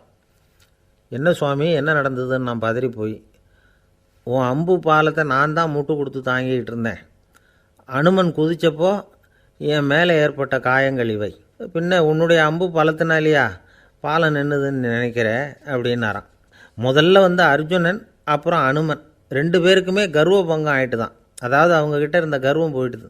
யாராக இருந்தாலும் கர்வம் கூடாதுங்கிறத இதிலேருந்து நாம் புரிஞ்சுக்கணும். இந்த காலத்தில் நாமெல்லாம் எந்த விஷயத்துக்கெல்லாம் கர்வப்பட்டுருக்கோம் தெரியுமா? 2 பெண்கள் தங்களுடைய கணவன்மார்களை பற்றி ரொம்ப பெருமையாக பேசிக்கிட்டாங்களாம். அதில் ஒரு அம்மா சொல்லியிருக்கு, என் வீட்டுக்காரர்கிட்ட எந்த சப்ஜெக்ட் கொடுத்தாலும் சரி அந்த விஷயத்தை பற்றி அழகாக 1 மணி நேரம் பேசுவார் அப்படின்னாங்களாம். உடனே இன்னொரு அம்மா, அது என்ன பிரமாதம், என் வீட்டுக்காரருக்கு சப்ஜெக்டே தேவையில்லை, விஷயமே இல்லாமல் நாள் பூரா பேசிக்கிட்டு இருப்பார் அப்படின்னாங்களாம். ஒரு ஆசாமி வேகமாக ஓடிக்கிட்டு இருந்தான். ஏன் இப்படி ஓடுறேன்னு கேட்டார் இன்னொருத்தர். அங்கே ஒரு ஆள் அடிபட்டு கிடக்கிறான், அதை பார்த்தேன், உடனே ஓடுறேன்னா. எங்கேன்னு கேட்டார். ஆஸ்பத்திரிக்குன்னா. ஒரு ஆள் அடிபட்டு கிடக்கிறத பார்த்தா உடனடியாக நாம் செய்ய வேண்டியது முதல் உதவி, அதுக்கப்புறம் தான் ஆஸ்பத்திரி. இன்றைக்கி விபத்துங்கிறது சர்வசாதாரணமாக நடந்துக்கிட்டு இருக்குது. வாகன விபத்து, வெடிகுண்டு விபத்து, தீ விபத்து, கட்டடம் சரியறது, பூகம்பம், இப்படி நிறைய நடக்குது. ஒரு விபத்தை பார்த்துட்டா நம்மளில் பல பேர் நமக்கு என்னத்துக்கு வம்புன்னு ஒதுங்கி போயிடுறதும் உண்டு. சில பேர் துணிஞ்சு கிட்ட போய் உதவி செய்கிறதும் உண்டு. அப்படி உதவி செய்ய நினைக்கிறவங்களுக்கு உபயோகப்படுற தகவல் இது. விபத்தில் காயமடைஞ்சவங்களை 3 பிரிவாக பிரிக்கலாமா. முதல் வகை கொஞ்சம் சீரியஸானது, உயிருக்கு உடனே ஆபத்து தரக்கூடியது. மூளை காயம், முகம், கழுத்து காயங்கள், இருதயம், நுரையீரல் காயங்கள், வயத்தில் உள்ளுறுப்பு காயங்கள், அதிகப்படியான இரத்தப்போக்கு, இதனால எல்லாம் பாதிக்கப்பட்டிருந்தால் அது முதல் வகை அப்படின்னு நாமளே மனசுக்குள்ளே முடிவு பண்ணிக்கணும். இவங்களுக்கெல்லாம் உடனடியாக முதல் உதவி கொடுக்கணும். தாமதப்படுத்தாமல் ஆஸ்பத்திரிக்கு கொண்டுகிட்டு போயிடணும். இப்படி கொஞ்சம் எச்சரிக்கையாக நடந்துக்கிட்டால் அவங்களில் பல பேரை காப்பாற்றி போடலாம். 2வது வகை எப்படின்னா, முதல் உதவி விரைவாக கிடைச்சா உயிர் பிழைக்கக்கூடிய மார்பு காயங்கள், கைகால் எலும்பு முறிவு, இடுப்பு முதுகெலும்பு காயம், சீரான இரத்த சேதம், இப்படிப்பட்டவங்களை 2வது வகையாக பிரிக்கணும். ஆபத்து இல்லாத சிராய்ப்புகள், சிறு காயங்கள், இரத்த உறைவுகள், இதனால் பாதிக்கப்படுறவங்க 3வது வகை. ஒருத்தர் தலையில் அடிபட்டு நினைவு விழுந்துட்டார்னு வச்சுங்க, அவருக்கு வாந்தி வர்றதுனால புறையேறி மூச்சு அடைப்பு உண்டாகும். இப்படி ஆகாமல் இருக்கிறதுக்காக தலையை ஒரு பக்கமாக சாய்ச்சி வைக்கலாம். நாடி துடிப்பையும் இதய துடிப்பையும் தொட்டு பார்க்கணும். அது குறைஞ்சிருந்தாலும் சரி, நின்று இருந்தாலும் சரி, அவர் மார்பை நிமிஷத்துக்கு 80 தடவை உள்ளங்கையால் அழுத்தி இதய துடிப்பை மீட்கிறதுக்கு உதவி பண்ணணும். கழுத்தில் காயம்பட்டாலும் ஆபத்து அதிகம். கழுத்துக்கு அடியில் ஒரு துண்டை மடித்து வைக்கலாம். 2 பக்கமும் சின்ன தலையணை அல்லது துணி மடிப்புகளை வச்சு கழுத்தை அதிகமாக அசையாமல் பார்த்துக்கலாம். முதுகெலும்பு முறிஞ்சிருக்குமோ அப்படிங்கிற சந்தேகம் இருந்ததுன்னா அவரை அதிகமாக அசைய விடக்கூடாது. அதிகமாக அசைஞ்சால் தண்டு இடத்துல பாதிப்பு ஏற்பட்டு கைகால் விளங்காமல் போயிடும். அவரை ஒரு கனமான போர்வை இல்லைன்னா பாயில் படுக்க வச்சு 4 பேர் மெதுவாக தூக்கி மருத்துவ உதவிக்கு அனுப்பி வைக்கலாம். கையெலும்பு முறிஞ்சிருந்தால் முறிஞ்ச பாகத்தை உடம்போடு சேர்த்து அசையாமல் கட்டி போடலாம். கால் எலும்பு முறிஞ்சிருந்தால் மற்ற காலோடு சேர்த்து கட்டி போடலாம். முறிஞ்ச பாகம் தொங்காமல் பார்த்துக்கணும், அப்போ தான் வீக்கம் உண்டாகாமல் இருக்கும். வெட்டு காயம், குண்டடிப்பட்ட காயம், இதிலெல்லாம் இரத்தப்போக்கு அதிகமாக இருக்கும். ரத்தம் வெளியேற ஆபத்து அதிகம். சுத்தமான துணியை பல மடிப்புகளை மடித்து காயத்தின் மேலே வச்சு அழுத்தமாக ஒரு 10 நிமிஷம் பிடிச்சிக்கணும். ரத்தம் நின்ன உடனே காயத்துக்கு கட்டு போடலாம். சில சமயம் காயம்பட்ட பாகத்தை உயரமாக தூக்கி பிடிச்சிக்கிட்டா தான் ரத்த கசிவு நிற்கும். இந்த விவரங்களையெல்லாம் கொஞ்சம் மனசில் வாங்கி வச்சுக்கிட்டோம்னா சமயத்தில் உதவும். ஏன்னா இந்த காலத்தில் விபத்து எந்த ரூபத்தில் எப்போ வரும்னு யூகிக்கவே முடியல. நண்பர் ஒருத்தர் சொன்னார், நேற்றுக்கு பாருங்கள் சார், என் கண்ணு முன்னாடியே ஒரு சின்ன விபத்து நடந்ததுன்னார். என்னன்னு விசாரித்தோம். ஒரு பஸ்ஸில் வந்துக்கிட்டு இருந்தேன். அந்த பஸ்ஸில் பின்பக்கம் படி ஓரமாக நின்றுக்கிட்டு இருந்த ஒருத்தர் ரோட்டில் விழுந்துட்டார். டிரைவர் அதை கவனிக்கலை, நிறுத்தாமல் அவர் பாட்டுக்கு போகிறாருனார். கண்டக்டர் உடனே விசில் கொடுத்து பஸ்ஸை நிறுத்த வேண்டியது தானே அப்படின்னோம். அதுதான் சார் முடியாமல் போச்சுன்னார் அவர். ஏன்னு கேட்டாங்க. தவறி கீழே விழுந்ததே அந்த கண்டக்டர் தான் சார்.